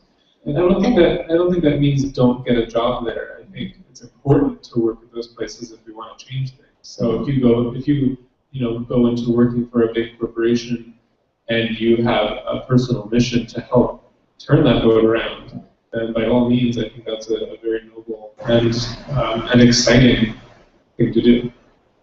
There are companies such as VF, which is one of it is the largest apparel company, and they have an amazing sustainability policy put in place. So in all of their companies, they actually get together with all of the executives in design, manufacturing, sourcing, and merchandising each year in North Carolina at their headquarters, and bring all of the most forward-thinking, sustainable designers and innovators in the world, and they come together and speak and devise new plans for their manufacturing. So there are big companies out there that are trying to turn the tide, but it will take time. And it's up to, I think if we can help them with our knowledge and also our skills as designers to change the way that they do their business, then it'll happen faster. So it's up to us as well. You know, we're as responsible as designers as they are as corporations to do our part. Yeah, I think what will be interesting is, you know, when I was talking about the diffusion model, we have the innovators who are going to be doing it right from the start, doing all that hard work for that, and the early adopters who appreciate that, and then the early majority, like H&M does a conscious collection, which isn't, I haven't looked at the production source. Those prices, I'm not sure how the workers are paid, I just don't know. But what might be interesting to see is how can a large corporation then, maybe instead of adding a diffusion label, a cheaper label, as high-end labels have been doing, maybe those large corporations in fast fashion will start adding a heritage label, which will be investment pieces. And so maybe instead they'll add, you know, a whole different cost structure to say, we get it. Like, fast fashion has happened because we've industrialized everything in this world. We've objectified everything to being the tiniest parts, the most amount of cogs as possible that can be replaced and redone. And now we're seeing that we've lost something there. We've lost the love for design. We've lost a love for quality. We've lost a love for creating art. And we've also lost items that we can cherish instead of having a few pieces that you invest in your wardrobe and the rest being, you know, thrift store clothes. People just buy tons of crap that then they wear for one season and they maybe wore it twice, and they wore it because the magazines told them to. So maybe as we can create things that inspire the fashion industry and fashion wearers to look to, the big corporations of fast fashion might start saying, okay, I get it. Maybe I don't care as much as those small labels do, but maybe I see there's a market for that because other people care. So maybe because there's a market, I should start thinking about how, in addition to my fast fashion structure, I should start also having like an investment piece line. And maybe that's how they'll grow, and gradually that will start making them more money, and they'll start doing less and less of fast fashion. Can I have one more point? On the flip side of that, fast fashion, if it is going to be fast fashion, why not create a textile that biodegrades after 2 washes? And it's gone. Then it's back into the earth and it's healthy for the earth. Like just how do we as designers recreate how the system works? Love it. And I think we have time for one more question. Did you have a question? Yeah, if you'd like to.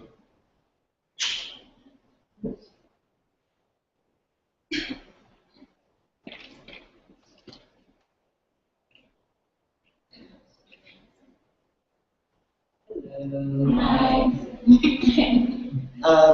So the fur industry, am I? Yeah. Yeah.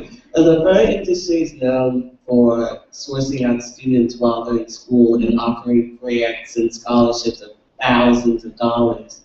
Do you have any advice for students like me who want to do something like this, but $10,000? I mean, put that towards my tuition. That's amazing. So do you have any advice for avoiding that kind of? That's a really important thing that you pointed out. The New York Times did a really big expose of this, I think about a year ago, about how aggressive the fur industry is with courting students and how much money they have to do that. And that isn't something that I think many sustainable textile producers or ethical textile producers have invested in, but they should, and it's a really good idea. But someone like Stella McCartney just created a scholarship for students specifically focused on ethical fashion. So there are opportunities like that popping up. But I would say if you're looking for things like that, go to somewhere like the Foundation Center, which is a grant library here in Manhattan. It's called the Foundation Center, and you can look for grants for doing things like that, or just send an email, personal email to manufacturers, to people you want to work with, and say, hey, I want to use your materials, I want to use your products, I don't have the funding, like I'm a student, will you send it to me for free, will you help me? And usually you'll be surprised they will. And focus on the win-win situation in that. So when you're working with the mill, figure out what is it that you can offer the mill. I worked with one who ended up sponsoring my first, I was like a group green shows. And they knew then that they could get in front of the press to say, we're doing something very innovative, this is how we're doing it, this is how it ends up looking as an end product. So create something with those innovative fabrics that has never been done before.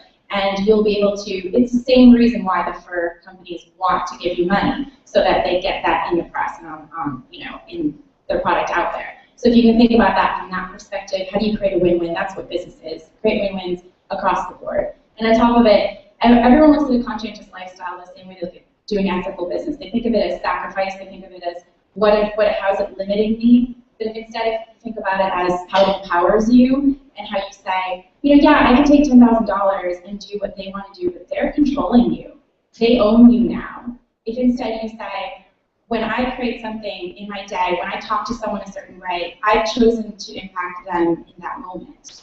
And if as a business, as a fashion designer, you say, I have this opportunity to create an impact with my life, with my art, with the way I create, to create good and to change things, that is going to be so much more valuable to you and to your heart than to say, yeah, okay, I got $10,000 and now I'm going to perform on the runway and I don't even care about it.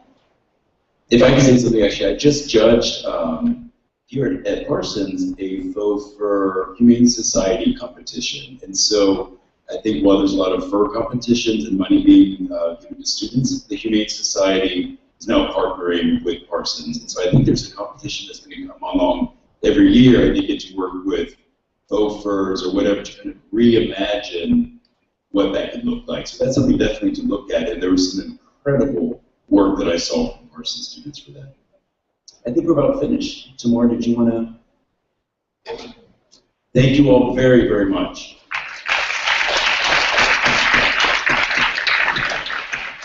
I just want to thank John so much for coming and moderating, and all of you for coming and joining the panel today. Thank you all for coming to class and listening. Thanks so much.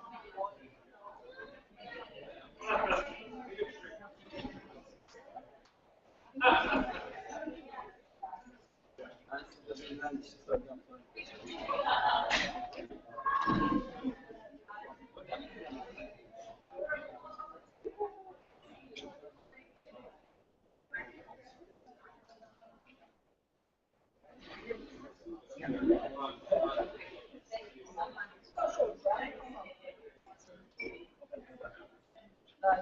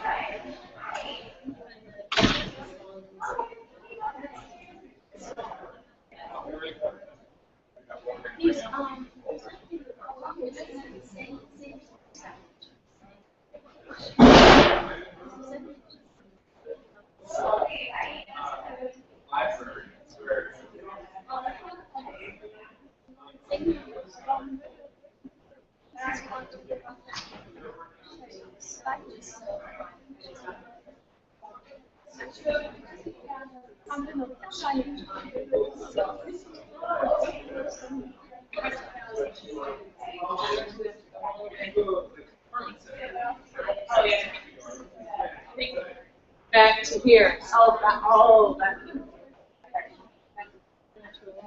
All right.